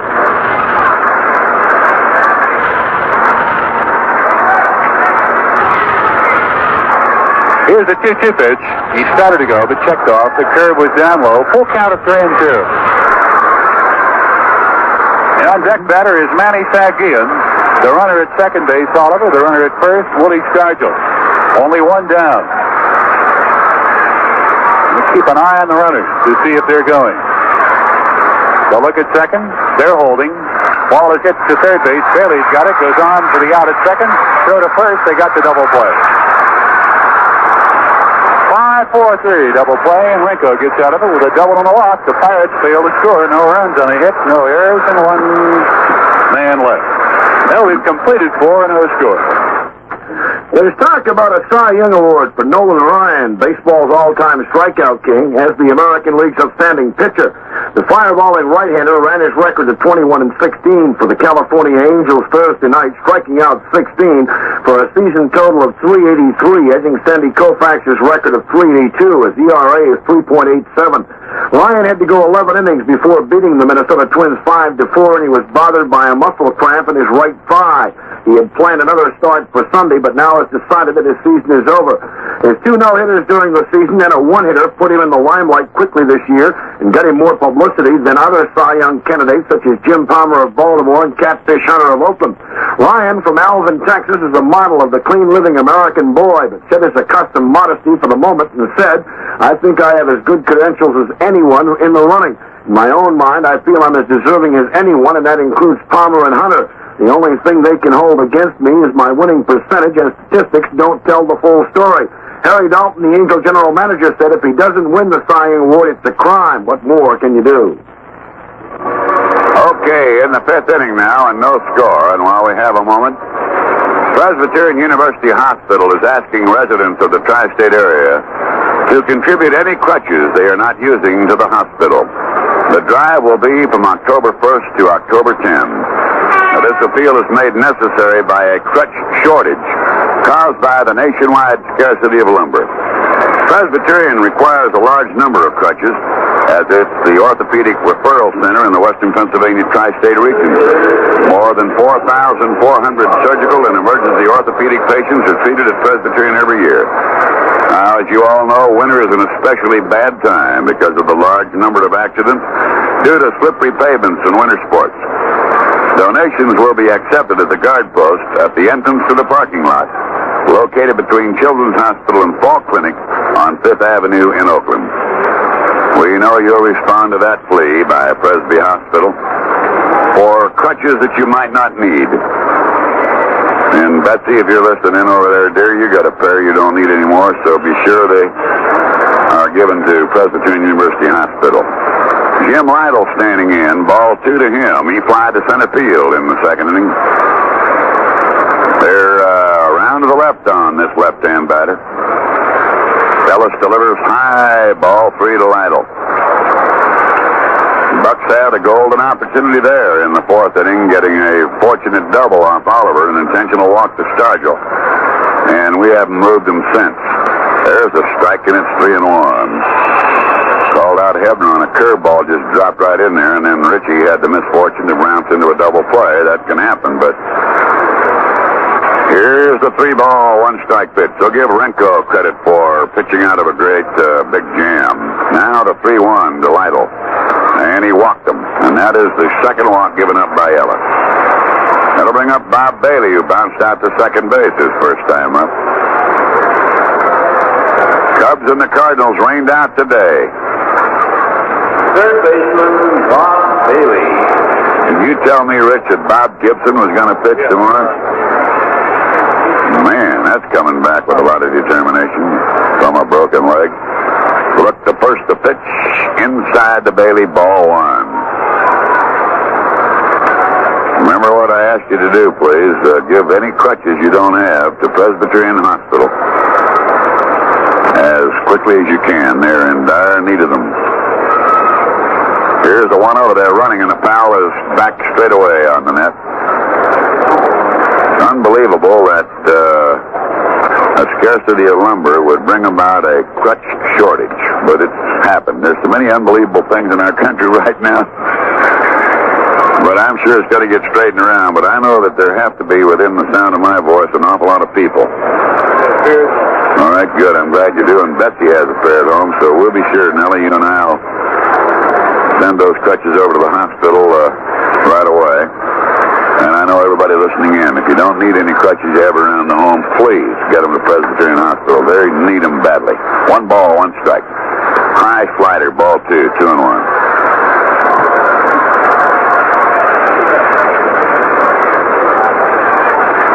No score. Runner at first is Lytle. He was running on the pitch before, and Bob Bailey fouled it back. Bailey will kill you if you make a mistake on the pitch, I'll tell you that. Here's the 2-1 delivery. And a swing and a miss by Beatles on a slider, 2-2.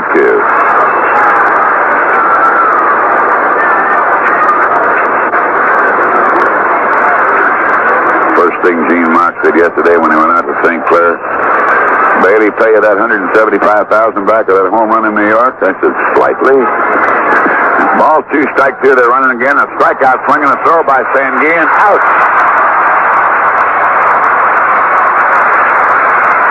Hey, that was some kind of attack by Dave Harris at second base. That was great because Sanguin blistered the ball, and he had it on the third base side at second. David got it and laid it right on Lytle. So we get a double play, a strikeout on Bailey, and the out goes 2-4 on Lytle. And with 2 down, none on, here's John Bacabella. Great play, and as Nellie just said, and no doubt about it too, the slipperiness of the infield, and he had to grab a ball and put it on him in a whale of a hurry. And that ball was blistered by the Roadrunner that time. Now Ellis with 2 down and on goes to Bacabella. And he lays off the pitch and fouls it over to the right. 0-1 the count. Big crowd on hand here tonight. We have 1 tomorrow at 2:15, and this game tomorrow will be on national television, as will the game in Chicago. They'll be splitting it all over the country with the Mets there. Here's the pitch, and a ball sliced down the right field line out of play. It'll be blacked out in the Pittsburgh area, as it will be out in the Chicago area, but the NBC folks will be in. I think we got Jimmy Simpson with us here, and Maury Wills and/or Kubek, and the other one will be Kurt Gowdy and whomever is working with him. in Chicago. Probably Kubek, Maury Wills be coming in here. Here's the 0-2. Deep foul.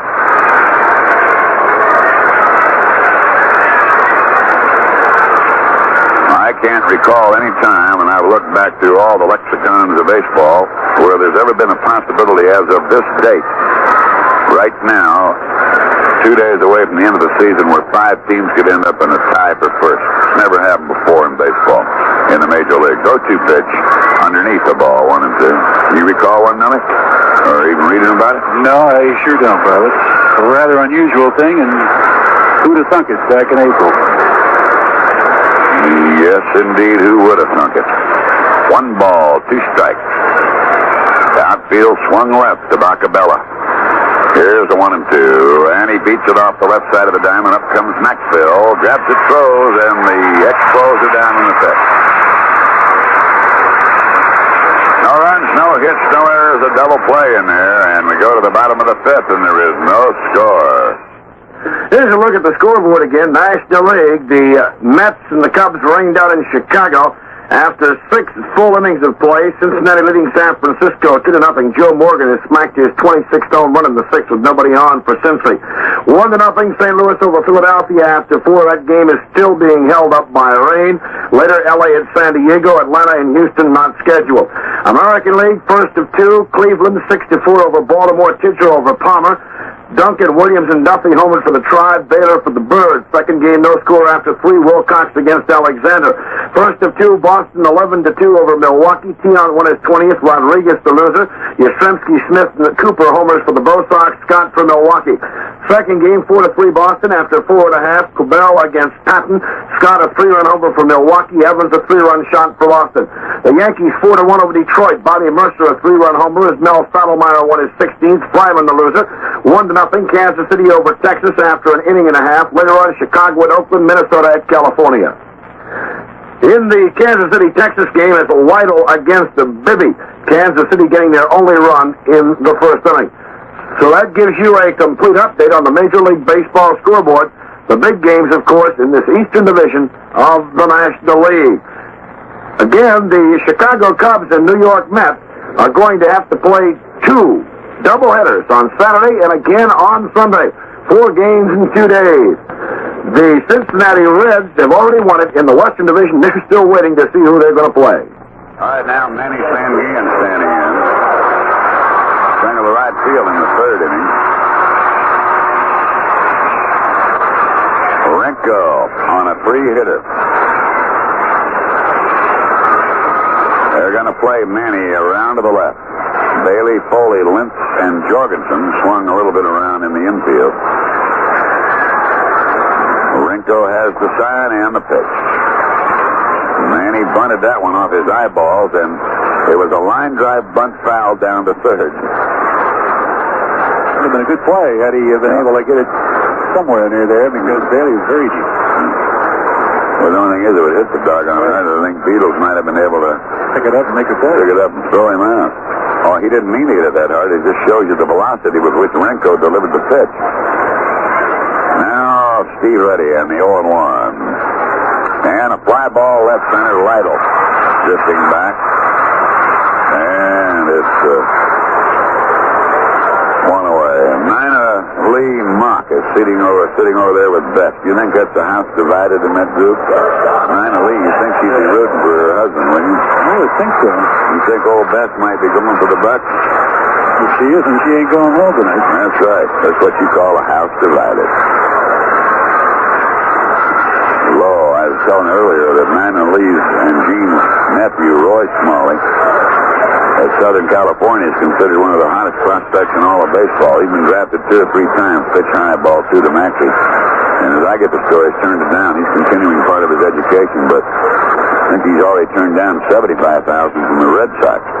2 balls, no strikes. They say he's going to be a fantastic ball player. 2-0. High, ball 3. Make a pitcher out of him? No, it's shortstop. Yeah? His mom like his dad, like... Plays on the same club as Ralph Kiner's son Mike plays. Here's the 3-0. Well, he walked Maxwell. That's the second walk. Beginning to get startling to me. We were talking at dinner tonight, Nellie. number of men that like Kenny Heintzelman came up and is playing now, and I broadcast when his father was pitching.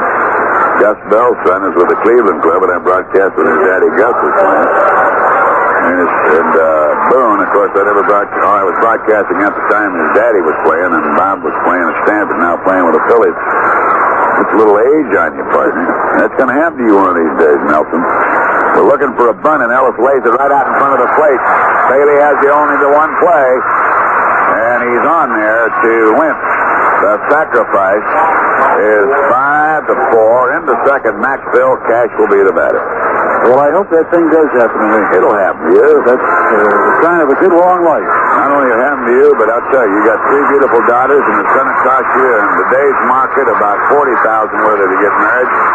I'll say by the time they're ready to get married, Nellie, that'll cost you about $80,000. You're going to put that ladder up and let them elope, aren't you? That's what you're going to do. You're talking about a crutch shortage? Yeah.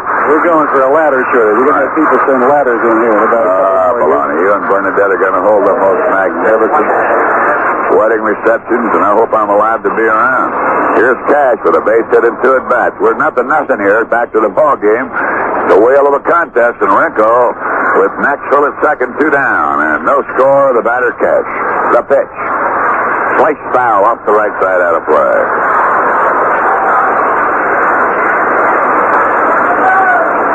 The one thing, Nellie, as you get older and the daughters get married and everything, always at Thanksgiving and Christmas, you and Bernadette will have them all come home with their husbands.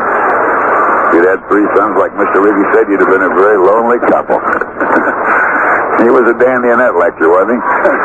Nothing in 1 to count. Pitch to the plate, and a ball hit out toward the gap in right center. It may get by. It will. We got a bunt on the run. Pass is Richard for second double. Well, you better believe he's sparked this ball club in the last 2 weeks. Dave Kemp. Yes, he surely has. He beats the double out into right center. The last couple of 3 weeks, he's hit like he should have been hitting all year, and he knows it. That's one thing about Dave Cash that I've always liked. He's honest. He doesn't alibi. Came up to me one day the other day. I guess you heard him, Nellie. He says, I get mad when you broadcast and I'm listening, and we're not winning. You get angry. I says, that's right, I do. I said, don't you get mad on the field? He says, yeah. I says, well, what's the difference? The only thing is, I got a microphone, you got a bat. He says, I guess you're right, Gunner. Oh, David played some kind of baseball, no doubt about that. Here's Kleins now, struck out and line to center. So the Bucks get a break here with a walk to Maxville. Ellis lays down a beautiful bunt, and Cash finds the gap for a double. Now the pitch is high, ball 1. So the Pirates lead 1-0. And I'll tell you something else. At 10 minutes to 10, they are listening in Chicago to this ball game.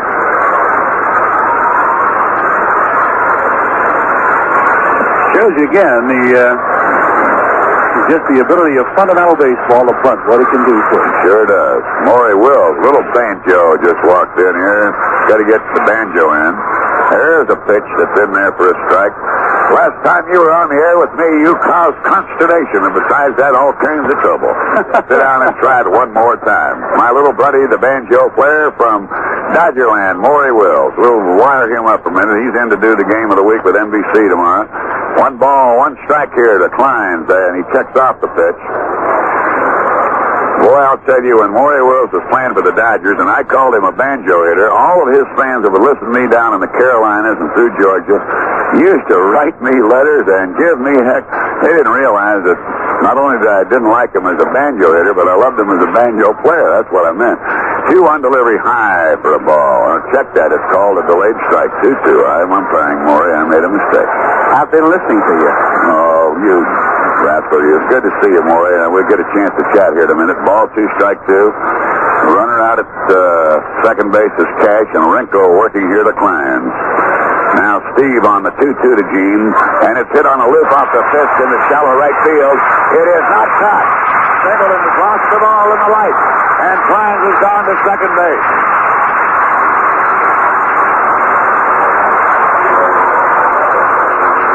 I think he lost it in the light somewhere. That same thing happened up in Montreal. Boy, Wills, you played a lot of baseball. The way he came in on the ball, it looked like he just didn't pick it up at the last moment, and maybe never saw it at all. Well, it's very obvious that he lost it in the lights at the last minute, Bob. I think he saw it when it came off of the bat. And as he approached the ball and was about to catch it, he did lose it in the lights, and that's what happened. Well, the little general comes out here to say a couple of words, Gene Mott. Maury, in all the years you played baseball, and there's no way that anybody can ever say that as of this date, but 2 days before the season's over, 5 clubs are in a position to be in a 5-way tie. This is unbelievable, isn't it? Yes, it is. I've never seen anything like it. I think in 1971 we did have a close race in the National League West involving the Dodgers, the Giants, and the Houston Astros, but nothing like we're having in the National League East this year, Bob, and it's really fantastic. Now then, just give you credit, because, you know, when you and I went on here this spring, you said the Dodgers wouldn't win it. That's what you really said, and when I left there the last time, Peter O'Malley was saying, boy, we're going to take it all down, and all of a sudden they weren't there. Maury, you just knew something that apparently nobody else in the country knew. Well, all year long, Bob, the Dodgers defied every rule in baseball. They had a rookie third baseman, they had a rookie catcher, they had a rookie second baseman, the second-year shortstop, and yet they were able to play as well as they did and stay in the first place. I never thought that they would play as well as they did, but there was no way they're going to go all the way, and I think finally the law of average caught up with them, and they just weren't able to stand the pressure going down the stretch in September, and the rest is history. 1-0 to Oliver, a drive in the right field, base hit. Gene finds the third base, they're waving him home. Here comes the throw. The slide, he is out. A great throw by Singleton on a drive to right field by Oliver. And Kleins on the slippery turf didn't have all the speed going for him he could get. But don't alibi that. Singleton came up with it, and he boom. And with 2 out, you got to send the runner. With 1 out, I think they're going to hold him. Nonetheless, the Pirates get a pair on 3 hits, strand a runner. Into 5, lead 2-0. Well, right now, it's comeback time for the Montreal Expos as they expect to stay in the East race. Well, Maury Wills, the Pirates getting a base hit by Al Oliver with a fellow of the speed of Kleins on the base paths and 2 out. One might assume he should have scored. Now, did you happen to see something I might notice? Yeah, well, I thought Kleins, with his running ability, should have scored on that play, especially with 2 outs. Nothing you have to wait for. But Gene didn't have a good jump from second base at all, Bob. I think he was just standing close to the base, playing it safe.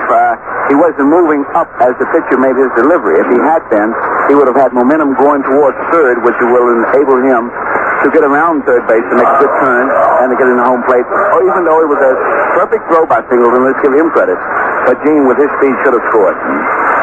You know, I've noticed, and I've never forgotten this. You gave me a lecture one time, not a lecture maybe, just talk to me about base leading, stealing, turning around. I've noticed, and I used to watch you after you told me all about it. Right now, the batter standing in is Tim Foley, and Ellis is in there low for a ball. You always watched the scoreboard, the position of the outfielders, the infielders, the ball and strike count, how many were out.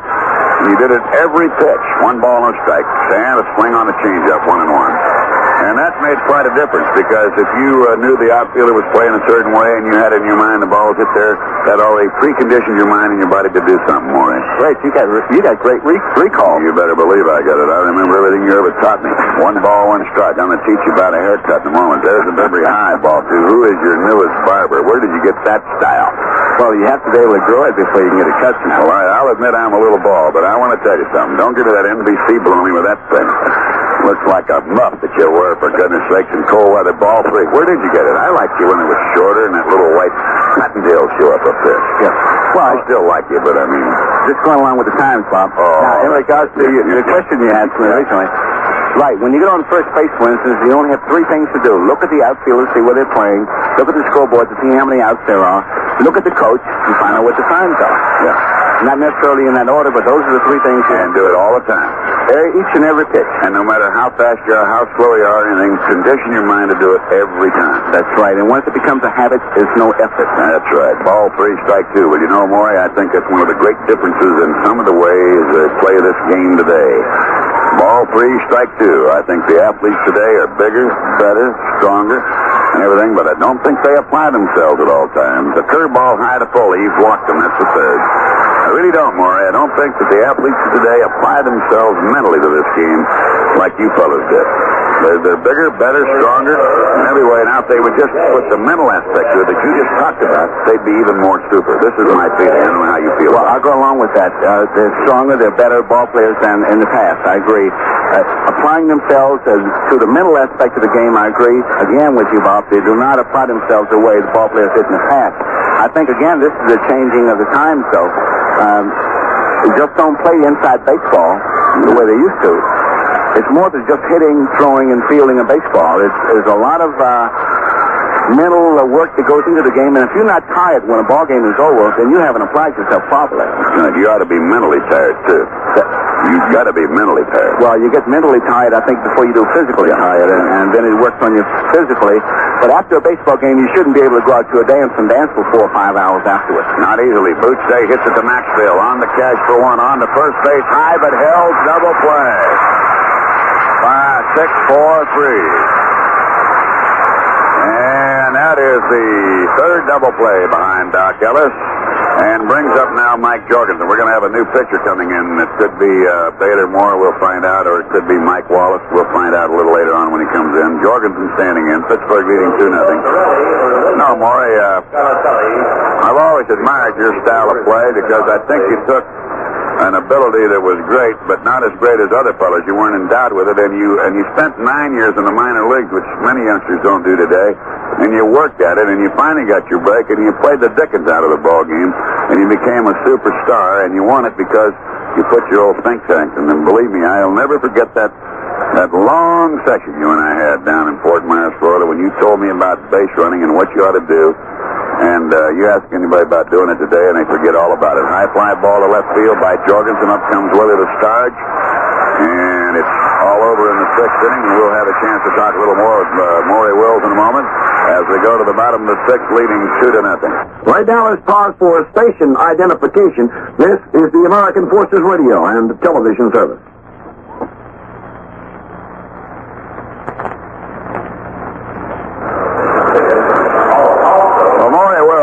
Visiting with us. Renko's out of the ball game, 5 innings, 2 runs on 6 hits, and Craig Kasky coming in, a left-hander, 0-0 on the year, and Willie Stargell, who will be facing him, took him out of the ballpark in Montreal.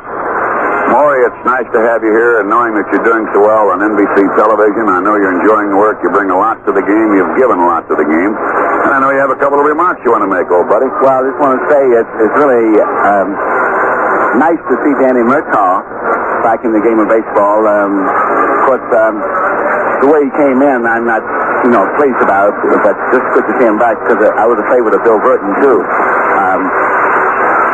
Bill Burton was one of my favorites, I should say. But I remember playing for Danny in 1957 when I played for the Pirates. He came in halfway through the season, and just a pleasure to play for him. He's a fine man, I have to put him in the same category as Walter Austin. Just real easy going, lets you play, he doesn't bother, he doesn't create any pressure, and I know that's one reason why the Pirates are doing so well right now. And the other manager, Gene Mark. He's a dandy, isn't he? You played for him, too? As far as I'm concerned, he's the most outstanding manager in the Major Leagues today. But he's the only manager that's ever made me nervous. Yeah, the only one that's ever made me nervous. We'll get to that in a moment. As Stargell swings on a curveball. Let me get Stargell on, off, or out. He's leading everything you can think of. 44 homers, 118 runs batted in, 43 doubles, 104 runs. He's having a whale of a year, and if he's not an MVP'er, I don't know who he's going to be. I know that Rose and Morgan and Bench are going to be considered. There's no doubt about that. There's no question that they're going to be considered. But this man here, if you live up to what I think are the 2 terms of being a most valuable player to the team, then I don't know how you can overlook Wilbur Dornell Stargell. Well, you said let's wait until he gets on and get out. Let's hope that he gets on. I'm here in Pittsburgh right now. All right, he takes a curve away from Craig Kasky, the youngster who is a left-hander. Ball 3, strike 1. And there's no more that I could add to what you already said about Willie Stargell. He was my roommate when I was with the Pirates, and I consider him one of my best friends, not just in baseball, but in life. Ball 3, strike 1 to Wilbur, and he's outside. He walks.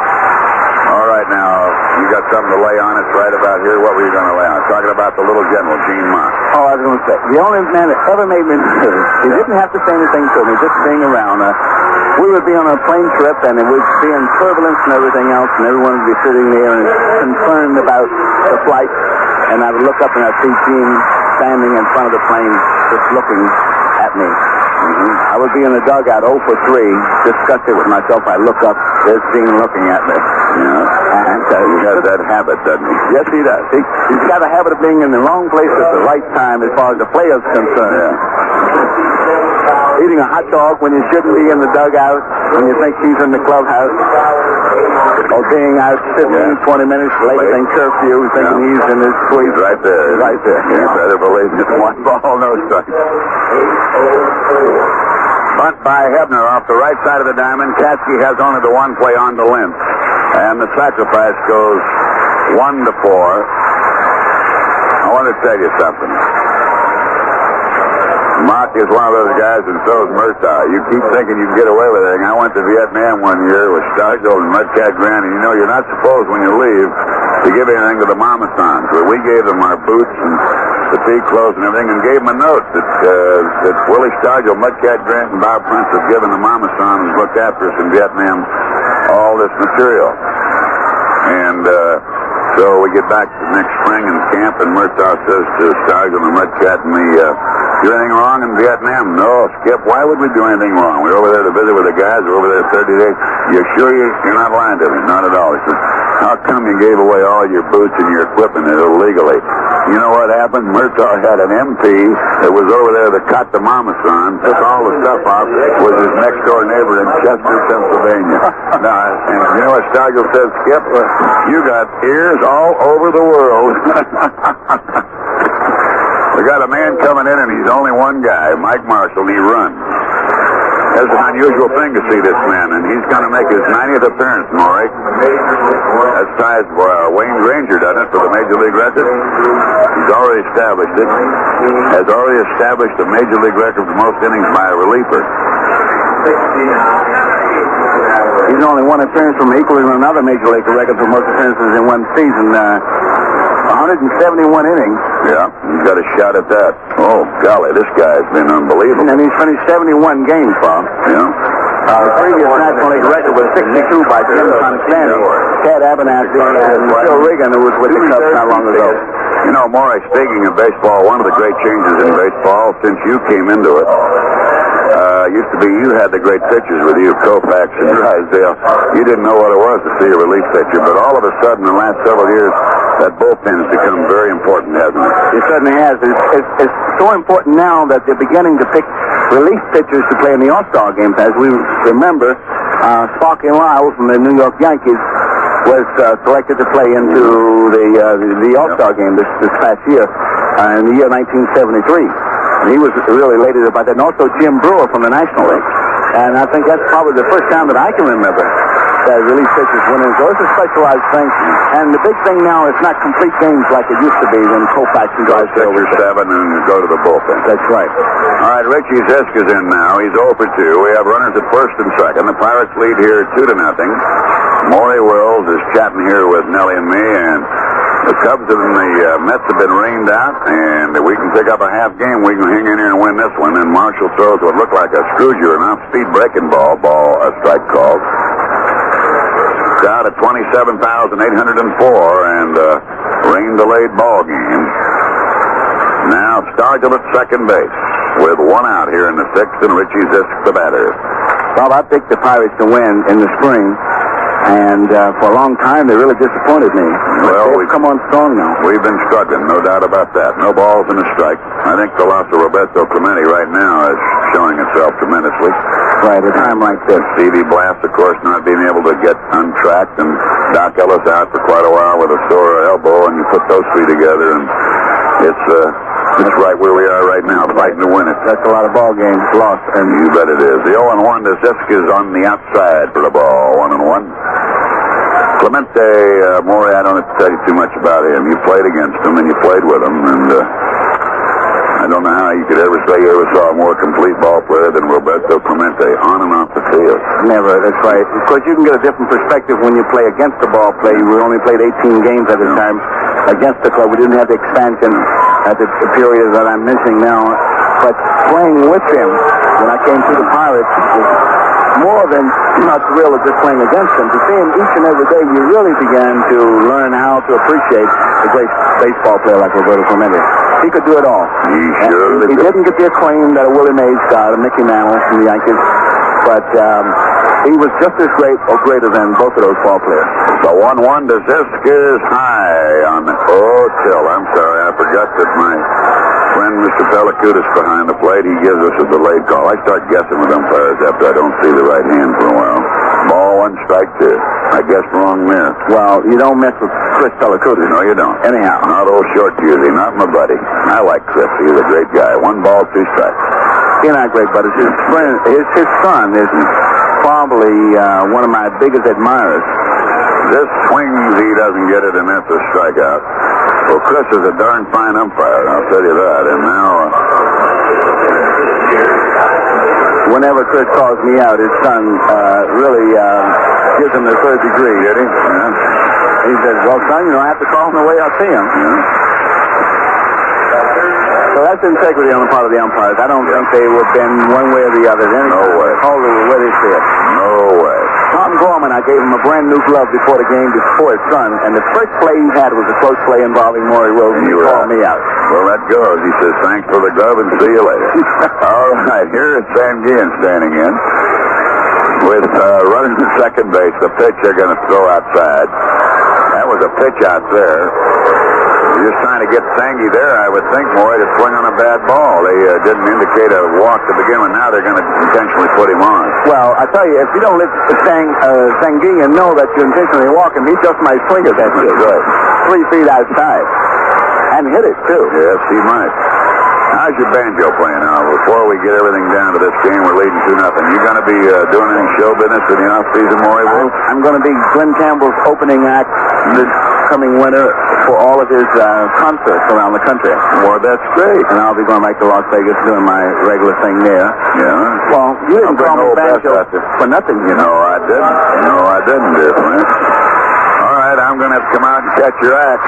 Oh, I've seen it before, but I'd like to see it again. Get a haircut, will you, for goodness sakes. 2 down and 2 out in the outfield, shallow to Maxwell. They played him shallow before, and Little Rascal stung a triple. And he beats a foul off to the left side. Here's a guy that brings something to the ball game, Dow Maxwell. You played against him a few times. I certainly have when he was with the Cardinals, but I understand that when Maxwell came, it sort of turned the ball club around. Yes. Gave you the lift you needed at shortstop, but which I was very surprised to hear, because when I came over to the Pirates in 1967, Gene Alley was the best shortstop in baseball at that time. No question about it, until he was hurt. And he got hurt, and he never really fully recovered from it. Short pass ball, and Stargell a wild pitch, and nobody advances as Bacabella blocked the ball off to his right. Well, let's see. How about those Reds? Their shortstop Concepcion came on to play and do very well. And Maury Wills, if we have a moment quickly, you've seen them both the American and National League now. That Baltimore-Oakland confrontation is going to be some meeting, isn't it? Yeah, you say quickly. I mean, you want me to leave after? No, I don't want you to leave. Stay here, for goodness sakes. I want you to evaluate for us the meeting between Oakland and Baltimore. I hear Baltimore is a club that's just absolutely wild with speed, and it'll be an instant series. 1 ball, 1 strike to Maxwell. 2 on, 2 out. And a swing and a foul back. Baltimore must have a great team speed club. You're right. They have outstanding speed, and they have some power, too, and they have great team spirit on that ball club. I give Oakland the edge because it's a short series, and I think Oakland has the better pitching. And Oakland has two sharp left-handed pitchers in Ken Holtzman and Vita Blue. And the Baltimore club speed is built around Bunbury and Coggins, who are both left-handed hitters, and they'll be out of the lineup for that. So I'll have to go along with I haven't been right all year, but I'm just... Don't worry about it. You're hanging in there. There's a foul away. 1 and 2. Yes, you have. But you've been right a lot of times. Just one more time than you have. Yeah. I lead the National League announcers in error at 11. made 11 mistakes this year broadcasting. That's an all-time record for National League announcers. Vin Scully is a close first. He's only made one. Well, when I joined NBC, I made 11. Did you? In the first minute. It's kind of frightening you when you look into that microphone and you realize you're speaking about 50 million, changes things around a little bit. 1 ball, 2 strikes, the pitch to Maxwell. And he misses Marshall. He was very close on that one. Never get the first night game I did in the World Series of all time, and the fellow says, make it good now, Bob. They're going to be about 80 million looking in. He might as well have grabbed me right by the throat. Ball 2, strike 2, 2 down, 2 on, in the 6th, Pittsburgh leading 2-0. We're visiting here with Maury Wills, one of the greatest baseball players of them all.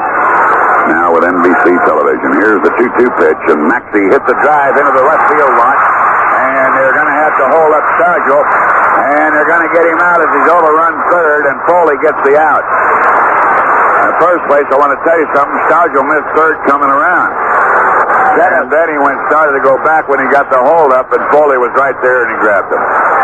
Yeah, well, I tell you, I didn't see Willie miss the base. Perhaps he did, Bob, because I wasn't looking at that. I thought he did, yeah. Right, but he remember that back, and he played it right. He didn't stop until the coach stopped him. Leopard, in this case. Oh, it's a Maz, I'm sorry. But Willie, with all of his weight and his speed going like that, just didn't have the agility on this wet turf to put on the brakes and get back in time. Ron Bailey, being a veteran, did not throw the ball to the cutoff man going home. He threw the ball directly to third base, and he made a good play to get Willie out. It wasn't a bad play on Willie's part, nor the coach Maz. Absolutely right. And the out went to the shortstop, Foley, who came over to cover. The out was 7-6. That's right.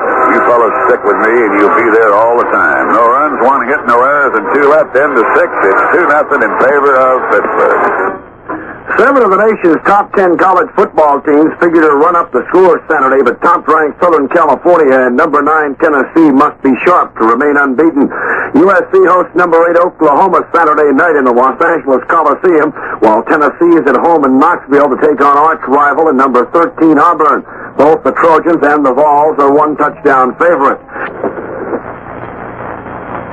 Larry Lynch, Ron Fairley, and Singleton will bat in the 7th inning as the Expos keep it close here with a couple of good defensive plays, nailing a runner at home and a runner at third in the last 2 innings against the Bucks.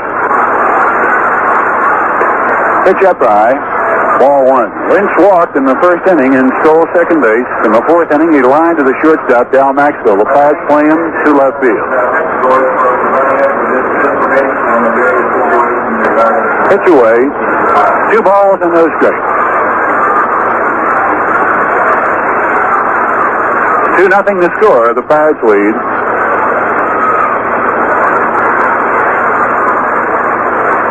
A windup by Ellis. The 2-0 pitch to Lynch is outside, ball 3. Well, this is a guy you don't want to put on, particularly to lead off an inning. Time call, Sanguillen out to talk to Ellis.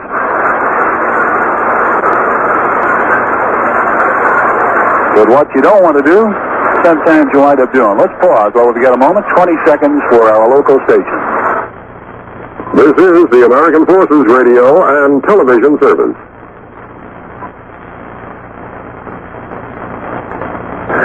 That Philadelphia St. Louis baseball game is still being held up by rain, with the Cardinals leading at 1-0 after 4 full innings. Of course, the rain out means probably yet another doubleheader on Saturday. The 3-0 pitch is taken, strike 1. Say hello to everybody on the American Forces Network around the world. Been rather active on that network the last week or so. The 3-1 pitch, he just on the corner of the fastball. The count 3-2. Now Ellis comes back to run the count full at 3-2. The leadoff batter Lynch in the 7th inning, leading 2-0. He's in and a line drive. He got a base hit into left center field, skidding out there, and Kleins is going to make a tough play. He holds him to a long single. A fine play by Gene Kleins. A runner at first base to open up the 7th inning as Lynch singles on a 3-2 pitch. He's becoming a very fine-looking ball player, an offensive performer. As they said, it didn't even hit 200 down on the International League, but he's doing much better against National League pitching. That'll bring up Fairley with a single to left field. He tapped that in front of the plate. It was a fine play by Sanguillen. He threw him out in the 4th inning. Lynn's at first. He's a threat to steal. He's already swiped one base tonight. Pitch away, ball one. Kalakutis, the home plate umpire. Ellis stares in at him. Wanted to know where that pitch was.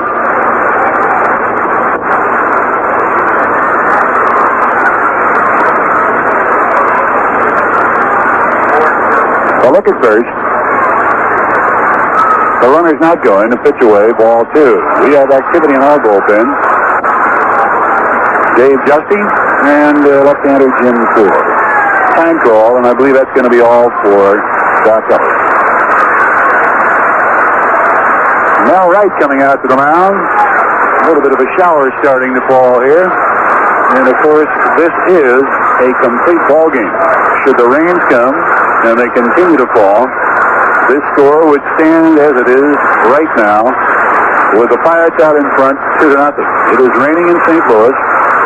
They were rained out in Chicago this afternoon, so I guess this thing is coming this way, and how long it's going to last, we have no way of knowing. But we had a very heavy shower earlier tonight with about 36 minutes delay at the start of the ball game.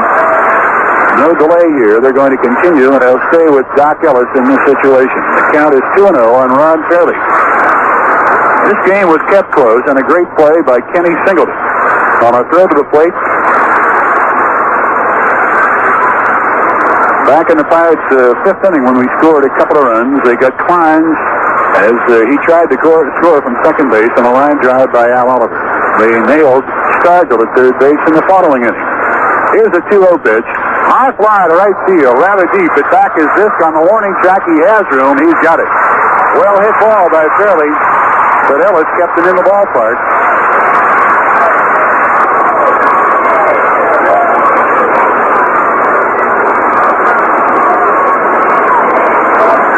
Fairley flies very deep to right field. He stays in the ballpark, and Lynch comes back to first. So Singleton is the batter. Marley, here's a guy that I guess has turned things around in Montreal. He's taken the place of Rusty Staub, Kenny Singleton. He's become quite a hitter. Yes, he has. I think Singleton is the type of player that really needed an opportunity to play every day. As long as he stayed with the club like the Mets, they would platoon him or stay with the Dodgers or the Pirates. They like to platoon a lot. Singleton never would have become the ball player that he is right now at this stage of his career. Larry Lynch at first, a threat to run. He's going. The pitch is lined in the left field. Stargell coming out. He can't get it. It's a base hit. Lands right in front of him. Throws through to second base, and back in time is Lynch. Another wickedly hit ball. He lined hard to Stargell in the fourth inning. This time, he dropped it in front of him. That'll bring up Jim Lytle, the center fielder, another left-handed batter. But the Expos have runners at first and second. The tying run on at first. The go-ahead run at home plate in Lytle. No, that's one reason, or another reason why Ken Singleton is a good hitter, because he hits to all fields. He doesn't know himself where he's going to hit the ball. He might, hitting left-handed, he might hit a ball to left field, right field, he might pull to the right, or might hit it to center. And just the opposite if he's hitting from the right side of the plate, like Roberto Clemente. You couldn't play him one way. Here's a pitch to Lytle. It's down low, ball one. I guess it widens up your hitting stroke, doesn't it? When you can go to that opposite field, you can wait longer. Well, it does, and it keeps the fielders honest. When I say honest, they can't punch you like they would do a Ted Williams. Used to shift him over to right field like they do Willie McCovey today, and things of that nature. It gives you much more hitting room. Stargell has thinned him out this year, going to left field quite a bit, something he wanted to do, and he's done it. He made a double play ball. Lytle grounds to first base. Oliver get one for sure. He goes on to second, throws the ball on the left field. One run will score, and in trying to get two, he didn't get anybody. A bad play by Al Oliver. He hurried to throw to second base, threw very poorly in the dirt. We don't get anybody, and instead of trying to get just one, Scoops, I believe, tried to get two. Well, Nelly, you said it. When you said he tried to hurry to throw, right, that was the key. With one out like this, every time you have to hurry to throw to second to get the advanced runner, you may as well take your time and go to first and get one. Believe it or not, Sandy Koufax, the pitcher, taught me this. Playing for the Dodgers in the 60s when we won a lot of pennants. Sandy said, Maury, come on, guys, let's not get fancy now. Just get me one. Make sure one. I'll take care of the other guys. But you mess around trying to force a double play and get no one, and now you're in trouble. You've got only one out now, and you've got the situation, the tying run at second base. Bailey's the batter. He swings and misses, strike one. The rain continues to fall, but not very heavily here. Just a slight drizzle. But the Expos have life on an error. There should be 2 down. A runner at first. But they have him at first and second. Here's the pitch to Bailey. Swing and a miss, strike 2. Well, it's leaned on a pretty good sinking fastball there. When Doc's right, I tell you, he's one of the toughest pitchers in the game today to hit. The only thing that he hasn't gotten yet is consistency. He'll go out there one night and he'll have great stuff. The next time he might not have anything, and on down the line. Would you agree with that, Nelly? That's the key to being a great player or pitcher up here. That's right, consistency. Bailey outside of the pitch, 1 ball and 2 strikes. And to do it every year for a string of 10 years or more, like you did, Clemente, like Stargill's doing, Mazeroski, and guys like that. Or like Ferguson Jenkins, winning 5 for 5 years in succession, winning 20 games. Tom Stevens, 4 out of 5 of the past 5 years, winning 20 games. That's really difficult to have that consistency. A 1-2 pitch, inside of the fastball, 2 balls and 2 strikes. Takes a lot of dedication to do that, doesn't it? I think that's where greatness is measured, and what you do from year to year to year to year, not just one big year. Especially to be an outstanding major leaguer, you don't have to really be fantastic or sensational. Just be consistent, and I think you're a good Major League Baseball player. The count is 2-2, 1 down. The pitch to Bailey. Swing on it, strike 3. He tried to hold up on a breaking ball, and that was pitched in beautifully, Maury.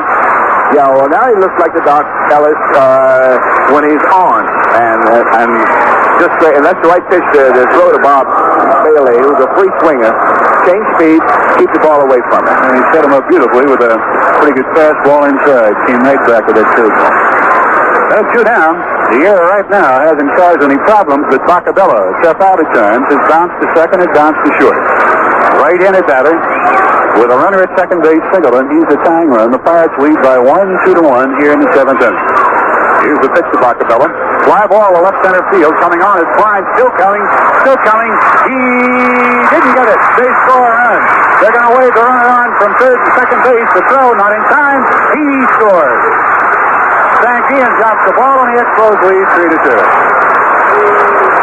Gene Klein's got a bad break on that ball in center field. He started to come, but not fast enough. He tried to outrun it. He couldn't do it. And the Expos scored 2 big runs here. Well, I tell you, Nelly, in a situation like this with 2 outs, the outfielders want to play deep and stay away from the extra base hit. And by playing that way, which is the right way to play if you're going to go by the book at this stage of the game, and then if a ball falls in front of you, then you really can't blame the player, because you cannot be in 2 places at one time. You have to play one way or the other. And that's what happened to Gene Klein. The ball took a funny hop away from him. He almost got the ball right off the shoe top. Stargell came up with it. His throw sailed off the line on the first base side, and the run scored, leading the play at the plate, Jim Lytle. He just eluded the tag by Sankian. So the Expos lead 3-2. Now that error does come back to him. That should have been the third out on Bailey. Ground ball, weakly off third. It's foul. Well, it shows you just one play, what it can do, give you an extra out in an inning, Maury, and it cost you a couple of runs. Exactly. And I say we, I shouldn't say we. I should say we. I'm on the Pirate Network here. If Oliver had just made sure and gotten the 1, then we would have been out of the inning. We wouldn't have had this problem. And that's part of baseball too, right?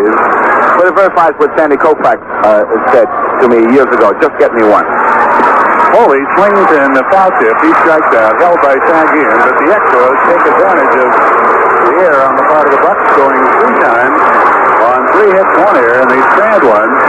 They go to the bottom of the 7th. The Expos take the lead for the first time, 3-2. Well, Mike Marshall, who has been the top reliever in the National League, and I guess in the Major Leagues, they might get an argument, I guess, with John Hiller in Detroit. He's had a whale of a year, Maury. Oh, yes, he just broke the record in most appearances, saves, I'd say. And one season he broke Clay Carroll's record. Clay Carroll being with the Cincinnati Reds last season. Right. Saved 37 games, and John Hiller had 38 up the last couple of days. Maybe he's picked up another, I don't know. Fine pitcher. Well, Marshall leading with a score of 3-2 here. Will face Dave Parker, pinch hitting for Doc Ellis.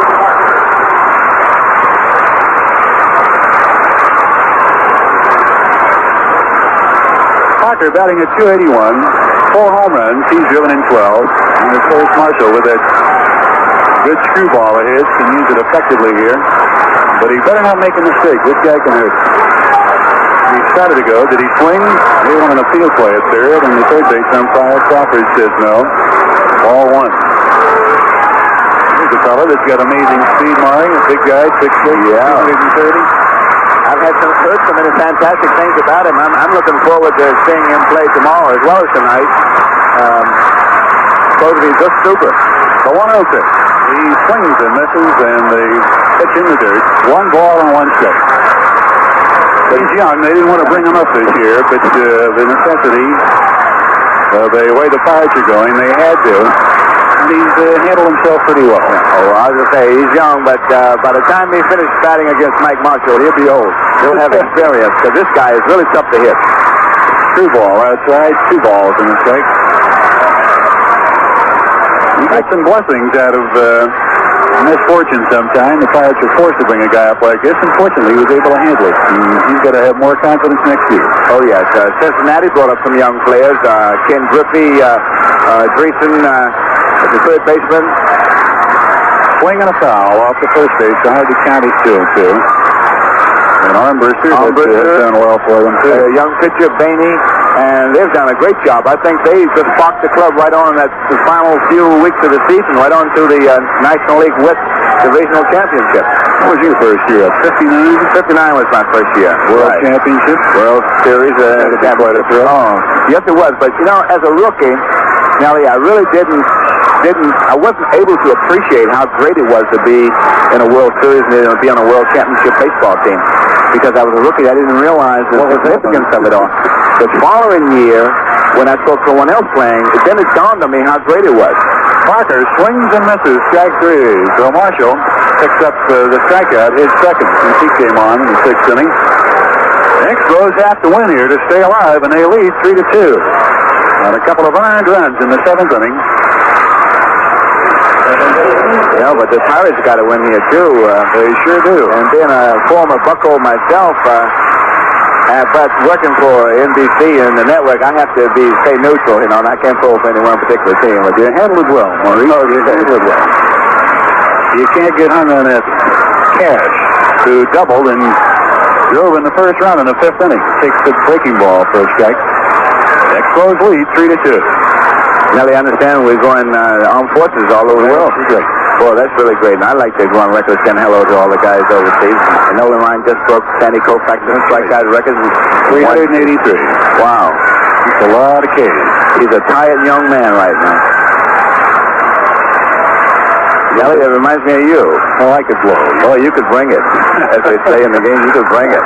Fly ball, right field, not deep enough. Drifting over into right center. Lytle's going to grab this one. The center fielder's got it. 3 down.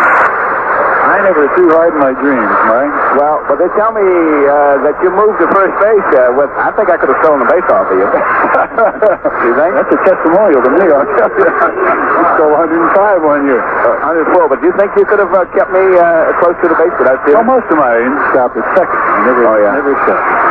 And I backed up third very well. And things like that. Little things you have to do. Yeah, well, you got enough practice you can do that with consistency, huh? All right. Fine's the batter. We got to get something going here with 2 down in the 7th inning against Marshall. He bunts it out in front of the plate. Marshall will take it. No, Bacabella throws, and a fine play's got Fines at first base. Good play by John Bacabella. Now the Pirates get down in order in the 7th inning. We've completed 7, and the Expos lead 3-2. Now, the Los Angeles Rams are for real. The San Francisco 49ers intend to find out Sunday. The Rams and their new coach Chuck Knox have been the surprise team of the young National Football League season, blowing past Kansas City and Atlanta to grab the lead in the National Conference West. San Francisco, the club against whom the Rams apparently became a team in preseasons, will try to derail the Rams before they get too far ahead. The Rams were winless in 3 preseason games until they met San Francisco, and they ran the 49ers off the field. They haven't lost since, taking their 2 final exhibitions and their first 2 regular season contests. The 49ers have won the NFC West for 3 straight years, but they've dropped 5 games in a row to the Rams. A loss Sunday would put San Francisco, which dropped its opener to Miami, and then had to struggle for a 36-34 victory over Denver last week, 2 games behind. While the Ram offense, under new quarterback John Hadle, was expected to do well this season, the question mark was the defense. They answered the question last week, turning in the club's first shutout in 27 years and completely dominating an offense that scored 62 points in its opener. The Rams allowed only 70 points, 4 through the air, and beating the Falcons 31-10. So that gives you a look. Merlin Olsen, the Rams' star defensive tackle, was awed by his club's performance last week. I don't remember ever in high school, college, or professional having played in such a defensive unit, Olsen said. Right now, let's pause for station identification. This is the American Forces Radio and Television Service. You're listening to the voice of information for the American Forces at 790 and 1420. SCN Canal Zone. Yeah.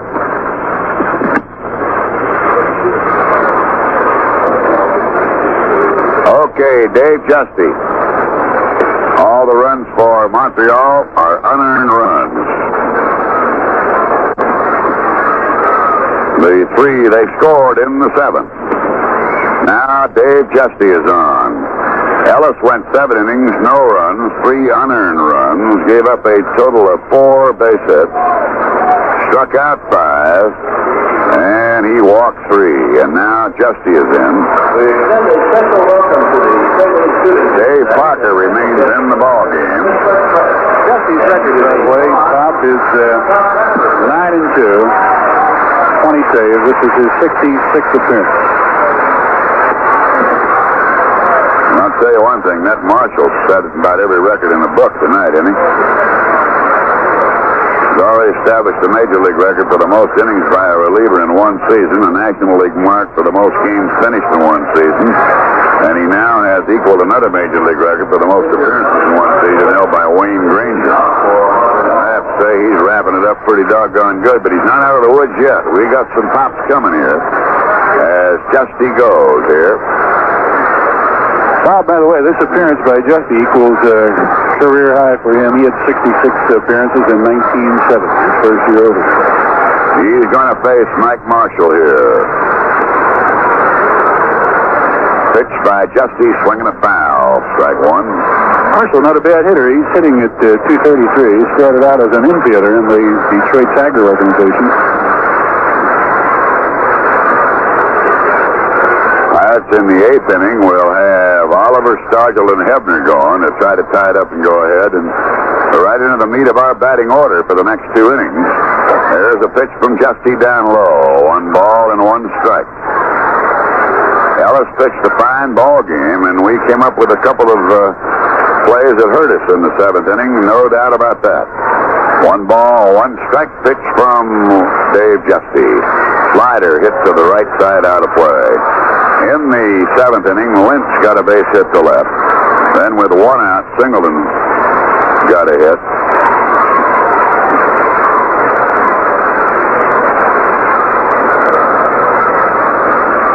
And that's the ball that then Little got aboard. And the ball that Bacabella hit, the one we weren't able to hold, in the outfield, and in came a big run. But back in came 2 big runs. Little got aboard on an error when we didn't make sure of getting at least 1 out. 2 balls, 2 strikes here to Marshall. And Justy low, ball 3, 3-2.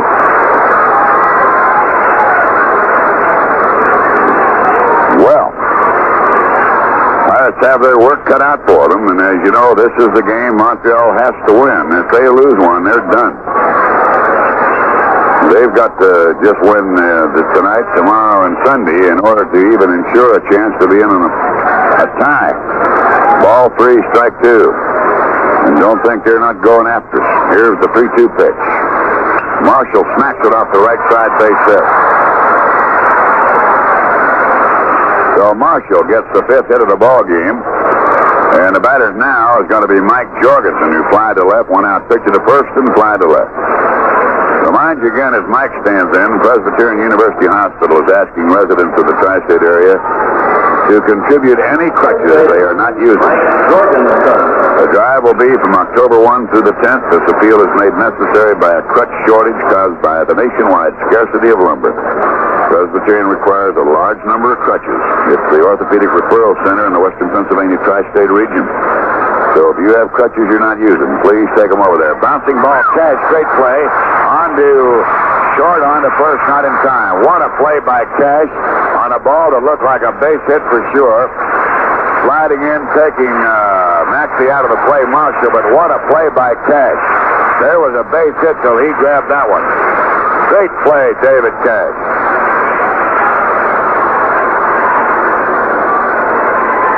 So you got a runner out in Marshall. That went 4 to 6. And put Jorgensen on first on a force play. And bring up Larry Little, or rather Larry Lynch, who walked, line to short, and singled and scored a run. The left-hand batter, Justy checks it first. They hold the runner. The pitch slapped out toward left in Stargell territory. Wilbur's there. 2 down. That'll bring up Ron Fairley. Single to left. One out on a great play from Sanguin to first base.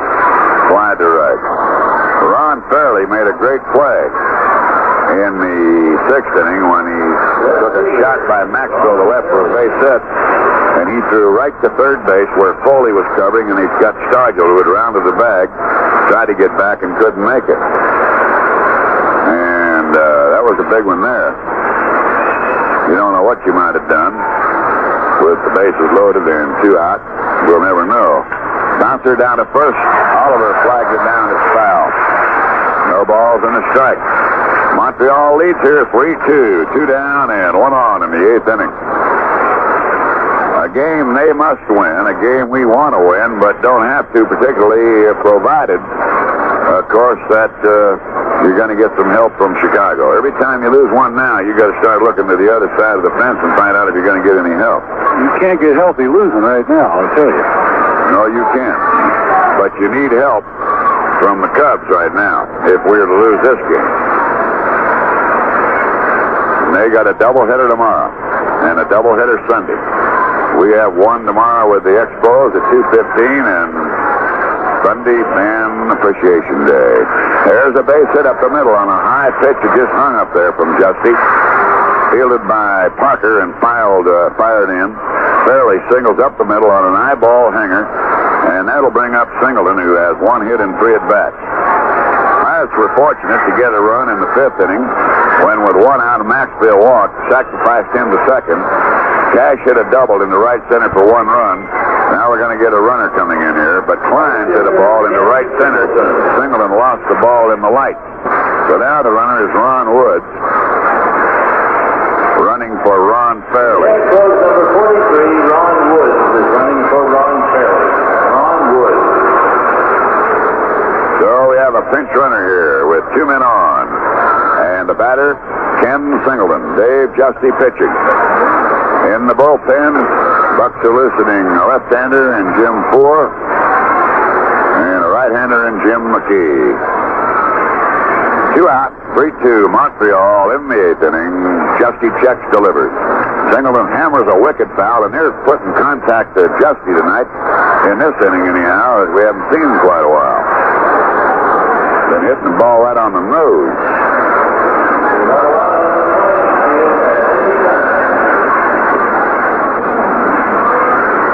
No balls and a strike.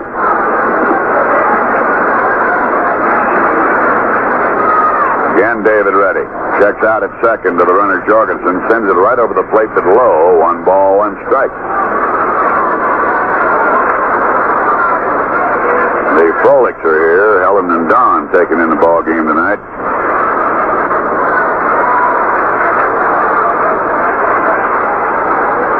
Chuck Husker's daughter has been quite a great guy. Don's been ill for a while, but he's just fine, and we're happy that everything's going along so well. Ducking away and fouling it off. 1 ball and 2 strikes.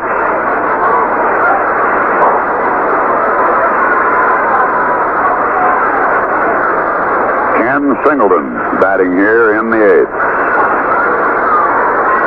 28, 27, almost 28,000 paid here tonight as the Bucks and the Expos are going at it. With Montreal trailing 0-2 in the fifth, picking up 3 unearned runs in the seventh to take the lead. Now threatening again with 2 out runners at first and second. 1 ball, 2 strikes to Ken Singleton. Justy delivers, and there's a foul to the left that's out of play. A count of 1-2. 1 ball, 2 strikes. Mike Marshall opened the inning with a base hit to right. Off Dave Justy, he was forced on a ball hit by Jorgensen on a great play by Dave Cash, who really had to make a sensational grab off to his left. Then Larry Lynch lined out to left and fairly singled up the middle. They put Ronnie Woods in to run for him. So we have runners at first and second, 2 down, 8th inning, and the score: Montreal 3, Pittsburgh 2. And Ken Singleton, 1 ball, 2 strikes to batter. Around to the left. We'll look over to second to pitch. And inside delivery. Ball 2, strike 2. Pirates with Hebner, Maxwell, Cash and Oliver the infield. Stargill, Parker, and Zisk the outfield. 2 balls and 2 strikes. A very tense moment here and a very tense ending to the 1973 season. And it is far from over. Ball 2, strike 2. Cubs in the Cardinals. Here's the pitch. And it's low, ball 3. Cubs and the Mets were rained out of their ball game. And the Cardinals and the Phillies playing. And it's been raining for 2 hours in St. Louis, where the Cardinals lead 1-0 at the end of 4. That's not a legal ball game. So we're having a rain problem now from the Midwest on. We've had hard rains here and 1 delay of 36 minutes. But then it started to rain again, and they continue to play, and it's 3-2 count, and the runners break, and a ball flat foul, and Singleton is hanging alive. And every time you see somebody up there swinging and fouling off, you better hold on to your hat. New York at Chicago, as you listen around the world on American Forces Radio. We'll play a doubleheader tomorrow and a doubleheader on Sunday. Well, in some parts of the world, tomorrow is right now with you, especially in and around Southeast Asia, where the time zone is flipped and you're a day ahead of us. Ball 3, strike 2 pitch. And a strikeout swinging to Ken Singleton, and that will retire the side. No runs and 2 hits, no errors, and 2 left. At the end of 7.5, Montreal leading Pittsburgh 3-2. Here's a look at the American League, updating the scores. The Boston Red Sox took a pair from Milwaukee and had 11-2 in the first game. Louis Tiant won his 20th. Ed Rodriguez was the loser. Carl Yastrzemski had a grand slam homer. Reggie Smith a 3-run shot, and Cecil Cooper a solo shot for Boston. Scott had a solo shot for Milwaukee. Second game score 5-3. Bo Sox. Marty Patton won his 15th. Cobell was the loser. Scott had a 3-run homer for Milwaukee in that one. Darrell Evans likewise a 3-run shot for the Red Sox. First of 2, Cleveland 6-4 over Baltimore. Dick Tidrow got the win over Jim Palmer. Don Baylor had a solo shot for Baltimore. Dave Duncan, Walt Williams, and Frank Duffy all had solo shots for the Indians. Second game, Baltimore with 7 runs in the 4th inning, leads at 7-3 after 5.5. Lamb came on in the 4th, relieving Wilcox for Cleveland. Doyle Alexander going for the Birds. The Yankees 4-1 over Detroit. Mel Stottlemyre the winner over Woody Fryman. Bobby Mercer a 3-run homer. Kansas City leads Texas after a 7-4 by a score of 4-2. It's Littell against Bibby in that one. Just getting underway, it'll be Chicago at Oakland, also Minnesota at California. All right, here we go now. Ken Singleton has moved from right field to left. Ron Woods has gone into center field. He was the runner for Ron Fairley, so Woods is in the number 3 spot, and he's playing out in right field as we go now to the bottom half of the 8th inning, and Pirate Baseball has been brought to you by your... Updating the scoreboard in the National League now, they've played 10.5 in Cincinnati, still 2-2 between the Giants and the Reds. Al Oliver the batter, Mike Marshall the pitcher. Oliver with a double and a single and a fly to right. The pitch. comes a foul off third over the head of Mazeroski. Ball one, or strike one.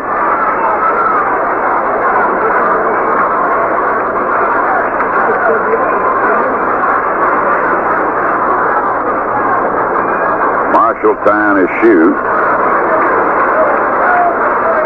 He's won 13 and he's lost 11. And he's got a shot here. He set every record in the book. Yes, 30 saves. There's a high foul off a hanging curve, out of play to the right. He established a new record for appearances. Wayne Granger had held that one. Game resumed in the St. Louis rainout, and Diego Segui pitching in the fifth. 0-2 count. Cardinals leading there, I think, 1-0 in the fourth, at the end of 4. All right, we'll double check it. Rich, give me this. Is it 1-0 Cardinals? In the 4. Pitches outside a ball, 1-2. Oliver flied to right field in the first inning, doubled in the fourth, didn't score, singled in the fifth. And on that play, we had a man thrown out at the plate. Here's the 1-2 pitch. And he slapped it down third, and a great play by Bailey up by third, throws over for the out. He was playing on the line where he should have been playing on a game of this tight situation, late innings. If he's over where he normally would play the early part of the game, he never gets that ball. But he was playing on the line, and he threw him out.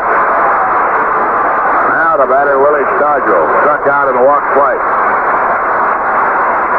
Stargell, who leads the major leagues in home runs, 44.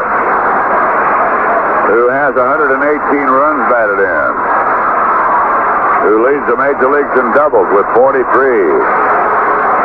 They don't infield shift him. They know he can go that way to left field, so Gene Mock has his club deployed differently on Wilbur. And Marshall throws a strike at them. He's called. Montreal leading here, 3-2, 1 out, none on, 8th inning. 0-1 the count.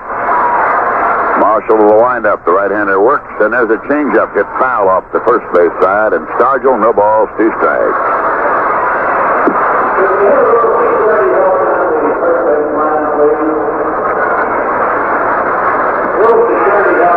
No balls, 2 strikes. Stargell, the batter, with Richie Hebner waiting. Montreal leading here, 3-2. Now Marshall on the 0-2 pitch, and he's high with his fastball. 1 ball and 2 strikes.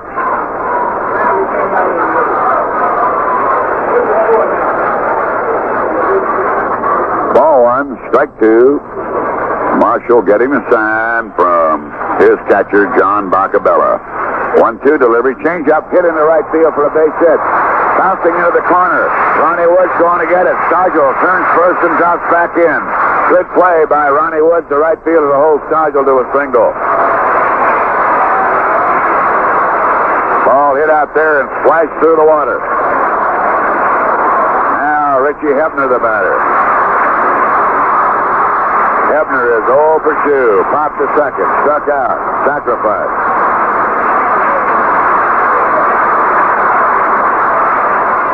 And against Marshall, that is the second hit. So Hebner standing in here now. Time call. Dave Augustine will run for Stargell.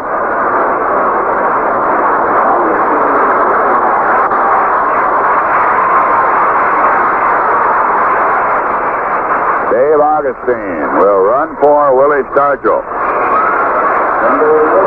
Montreal leading here, 3-2 in the bottom of the 8th. 1 out and 1 on. What a finish this has been to the 1973 season. Here's the pitch to Hebner. Inside off the fist for a ball. What a job Gene Mock has done with the Montreal Expos. And in absolute belief of that, the ownership has extended his contract for another year or so. And And they are battling you here, I'll tell you now. The Montreal Ball Club. They look over to first base to Augustine and the 1-0 to Hebner. Here it comes. And it's high and away. Ball 2. 2 balls, no strikes.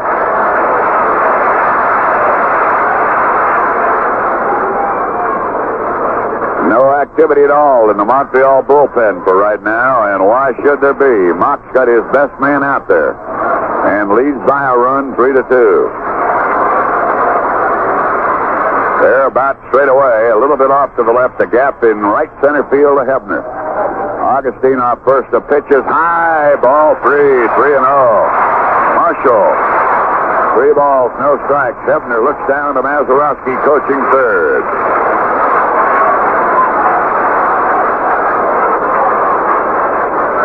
I want to tell you, this is some sizzling series here.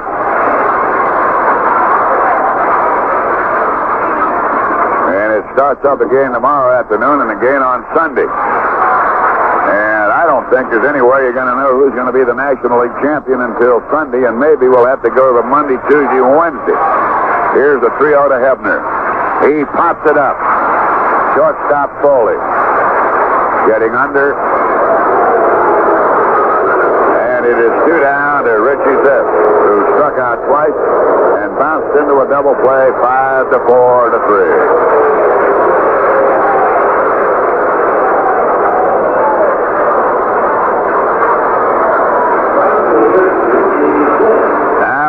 Just the batter. Runner at first base is Stargell.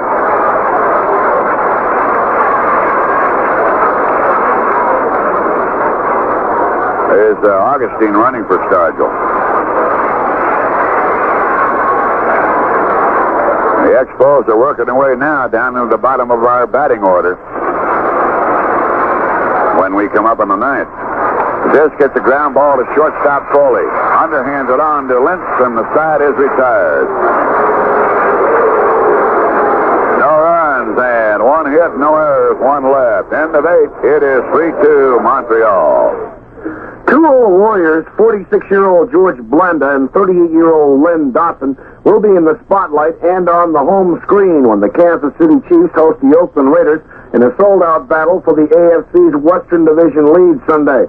Blanda, who may reach his peak around the time he becomes eligible for Social Security, gave Oakland all his points with 4 field goals as the Raiders snapped Miami's 18-game winning streak with a 12-7 victory last week. It was the 3rd time he has kicked 4 field goals in 1 game for Oakland, and it gave him 7 straight for the season. Dawson, a 17-year veteran, completed 11 of 14 passes for 180 yards to set up both Kansas City scores, the Chiefs' 10-7 victory over New England last week. He missed the Chiefs' 23-13 loss to Los Angeles in the opener with a sore thumb. Traditional rivals in the West, both teams are tied with Denver and San Diego at 1-1. The Oakland-Kansas City series stands at 13-2.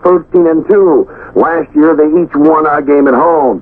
8 of Sunday's NFL games, including the Raider-Chief game, were reported sold out and will be shown on local television. There were 10 games sold out the first week and 6 last week. Only 5 teams are still unbeaten and untied as the end of the 3rd week of play. Pittsburgh in the AFC and Dallas, Los Angeles, Minnesota, and St. Louis in the NFC. All right, updating the Major League Baseball scoreboard. It is still 2-2 between San Francisco and Cincinnati after 10.5 innings. Also, the Philadelphia-St. Louis game is again underway. Philadelphia failed to score in the top of the 5th. It's now an official ball game no matter what happens. St. Louis still leading 1-0. Right now, as far as for station identification, this is the American Forces Radio and Television Service. This is the Southern Command Radio Network, affiliate of the American Forces Radio and Television Service. In the 7th inning, all 3 Montreal runs are unearned as we fail to remember that in that particular situation, make sure it won out. And we didn't get it. And it landed up also on a ball we didn't catch. And see you later. High to Jim Lytle. Ball 1.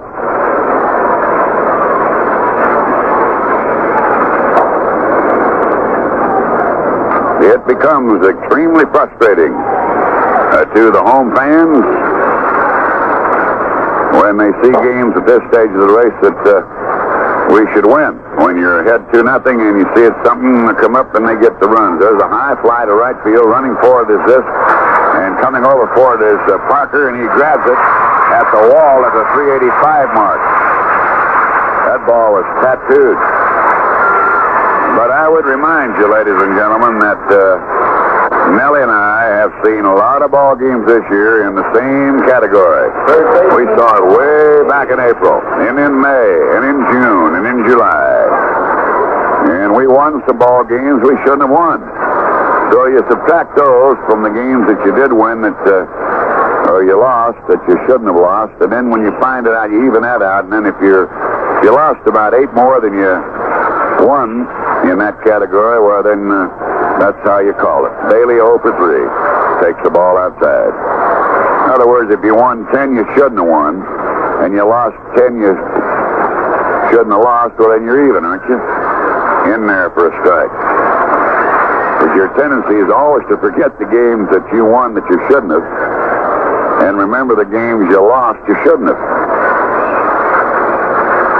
And we've had a lot of both of those, both sides. There's a delivery low for the ball, 2-1. But in the heat of the race, and the eyes of the baseball world focused on you, it seems more harmful now than it did in the past. But it's quite obvious if you'd have won a few earlier, you wouldn't be in this predicament now, would you? Ball 2, strike 1 to Bailey. Bouncing down to third, Hebner up with it. Throws across, and there are 2 down in the Expos 9th inning, and they lead 3-2. That'll bring up John Bacabella. He's the man that hit the ball that everybody thought should have been caught. And when it wasn't, in came 2 very big runs. Singleton and Lytle. And Lytle got on an error to begin with. So that every run in the 7th inning, all 3 unearned. Right-hand batting, John Bacabella. Justy fires it. It's lined out to right center. Over the head of Cash, who leaped but couldn't get it. Going over quickly, Zisk. Then to second comes Bacabella. He's got a skidding double through the water. Ball bounces harmlessly off the glove of Cash. Up into the infield. So Bacabella has a double. That's the 7th hit of the game, and the batter will be Tim Foley. Struck out twice and walked.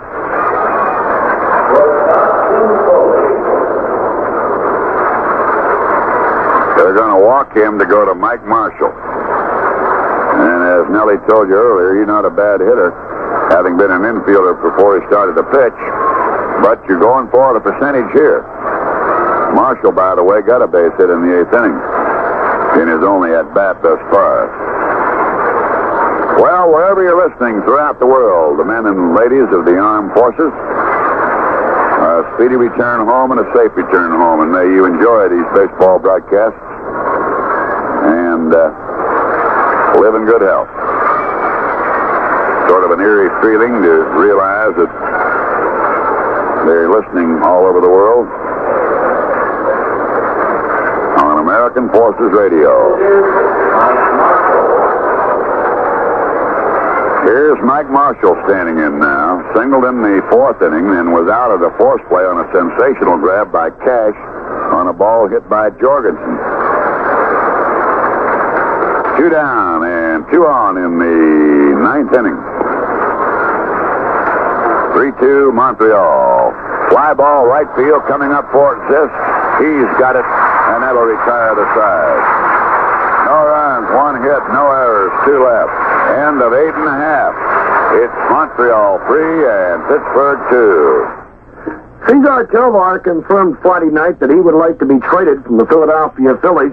I'll go any place, said Tovar. I want to be traded because I haven't been playing. I've only played about 20 games this year, and that's not very many, he said. I thought I would play more. I'm disappointed because I like to play. Tovar said he had discussed his wishes with the Philly management. They didn't say yes, and they didn't say no, Tovar added. They just didn't say anything. English-bred Apollo 9 was up in the final stride Friday at Belmont Park to upset heavily favored Right On in a $15,000 allowance feature on turf. Closing fast into Juancito Vasquez, Apollo 9, a 6-year-old gelding, overtook Right On, the 7-10 favorite, near the wire to score by a nose. Busted was a distant third, 5.5 lengths behind the top two in the 7-furlong sprint. Apollo 9 covered the distance over a firm course in 1:22 1/5, and posting his 4th win of the year. As the second choice in the field of 7, Apollo 9 returned 6:22, 60, and 2:40. Right On paid 2:40 and 2:20. Okay, the 9th inning now, and the bottom of the 9th, and the Bucks are down a run as Montreal leads 3-2. If you're just tuning in the 5th inning, for the Pirates with one out, Dal Maxfield drew a walk-off starting pitcher Steve Rinko. Ellis sacrificed him up a notch. Dave Cash doubled him in to make it 1-0. And then Gene Klein hit a ball to right, and Singleton lost the ball in the light. And that drove in another run. The Pirates led 2-0. After they brought in Caskey, he stopped the Pirates, and then Marshall came in, and he's in there now. Doc Ellis went 7 innings, and the 3 runs that scored in the 7th inning were unearned, but they're enough to put him in the soup unless the Bucks can bail him out. And the batter is Manny Sanguin. Mike Marshall, who has won 13, lost 11, has 30 saves, and every record in the book for appearances and what have you. A right-hander and a right-hander here, going at it in the 9th inning. Pitch to Sanguin, and a breaking ball in there for a called strike. Dal Maxfield, the on-deck batter. To follow him, Dave Parker, who batted in the 7th inning and remained in the game in center field. The 0-1. Turned this one over high for a ball. 1 ball, 1 strike. No action of any kind in the Montreal bullpen as yet. But Mock has his best man going for him.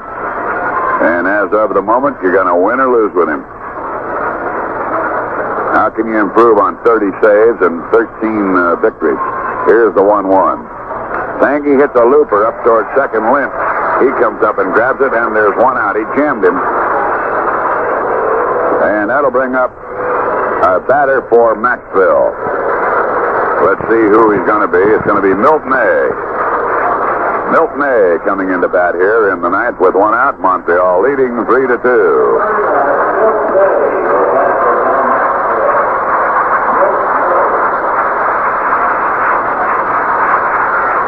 Well, it's fallen down to the fact that New York and Chicago have a doubleheader tomorrow. In the meantime, the Cardinals and the Phillies, after their long rain delay, are resuming again, and the Cardinals lead the Phillies 1-0 into 4.5. If the Expos sweep the Pirates, and if the Cardinals sweep the Phillies, and if the Cubs sweep the Mets, and the Pirates then are able to, in the playoff, come on and win, you'll have a 5-place tie. May a ball. Huh?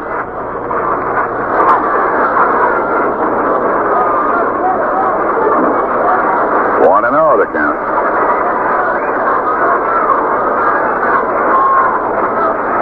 Here's the 1-0 pitch. And it's in there. That is, the Cardinals got to win 2 out of 3. If they sweep, they could win it. They have more wins than anybody if that's the case. Cardinals would finish up 81-81. Montreal would finish up 80-82. Cubs would finish up 80-82. Here's the 2-0 to Milt May.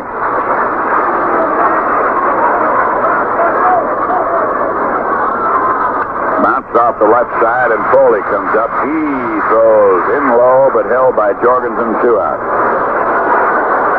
That'll bring up Dave Parker, who struck out in the 7th inning. Montreal leading here 3-2 in the 9th inning. Renko, Caskey, and now Marshall. And it's Marshall trying for the victory at the expense of Doc Ellis, who pitched a whale of a game, but his defenses let him down. You know, it's a peculiar thing. In the very first part of the season, Parker fouls back. Doc Ellis must have been victimized by his teammates defensively 4 or 5 different times. His record should be anything but 12 and 13. He could be up there around 17 victories. Take about 5 off the 13, he could be about 17 and 8.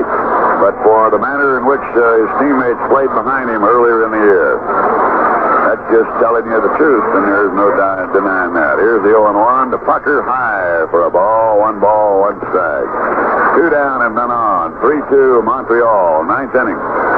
2 games remaining for the 2 ball clubs, Montreal and Pittsburgh, following tonight.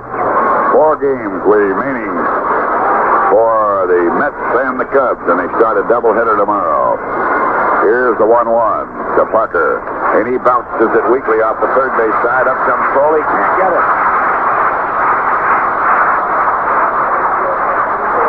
It's a swinging bunt, base hit to short. Now with 2 out, the Pirates will bring up a young man who's had a hot bat. Dave Cash struck out, single, double to score a run and drive in a run, and fly to center. And Parker, the fastest man on either ball club at first base, with 2 out. And if Cash could get one in the gap somewhere, Parker could ride it home.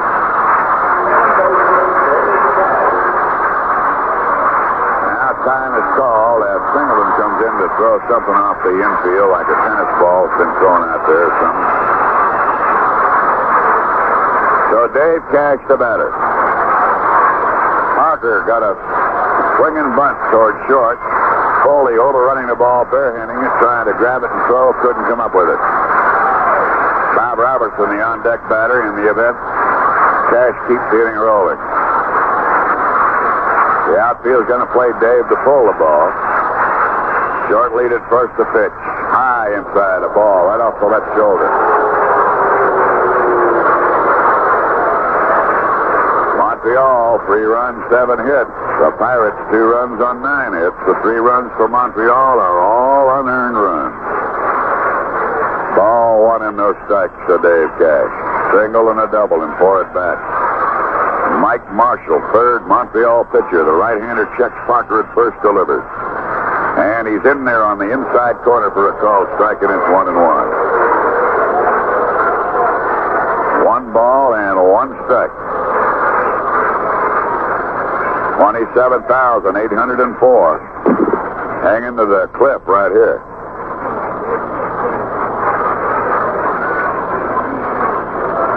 Cash up in Montreal almost won the first of the last doubleheader with a home run, but it just went foul at the last moment. Here's the 1-1 delivery, and he ducks off the pitch and he fouls it back. And the count is 1-2.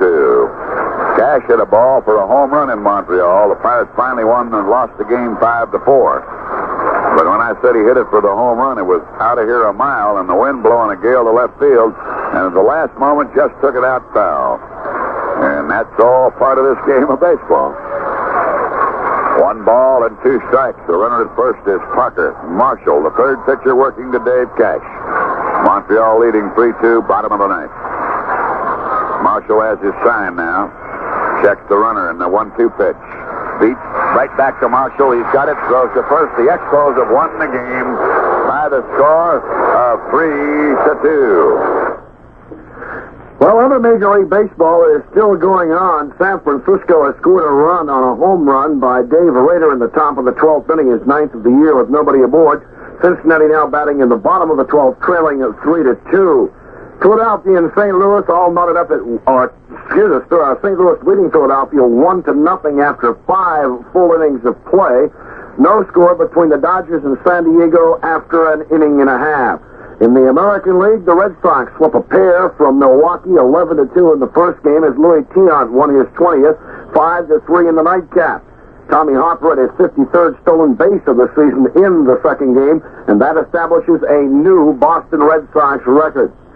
The Yankees defeated Detroit by a score of 4-1. Mel Stottlemyre evened his record at 16-16 on a 3-run homer by Bobby Mercer.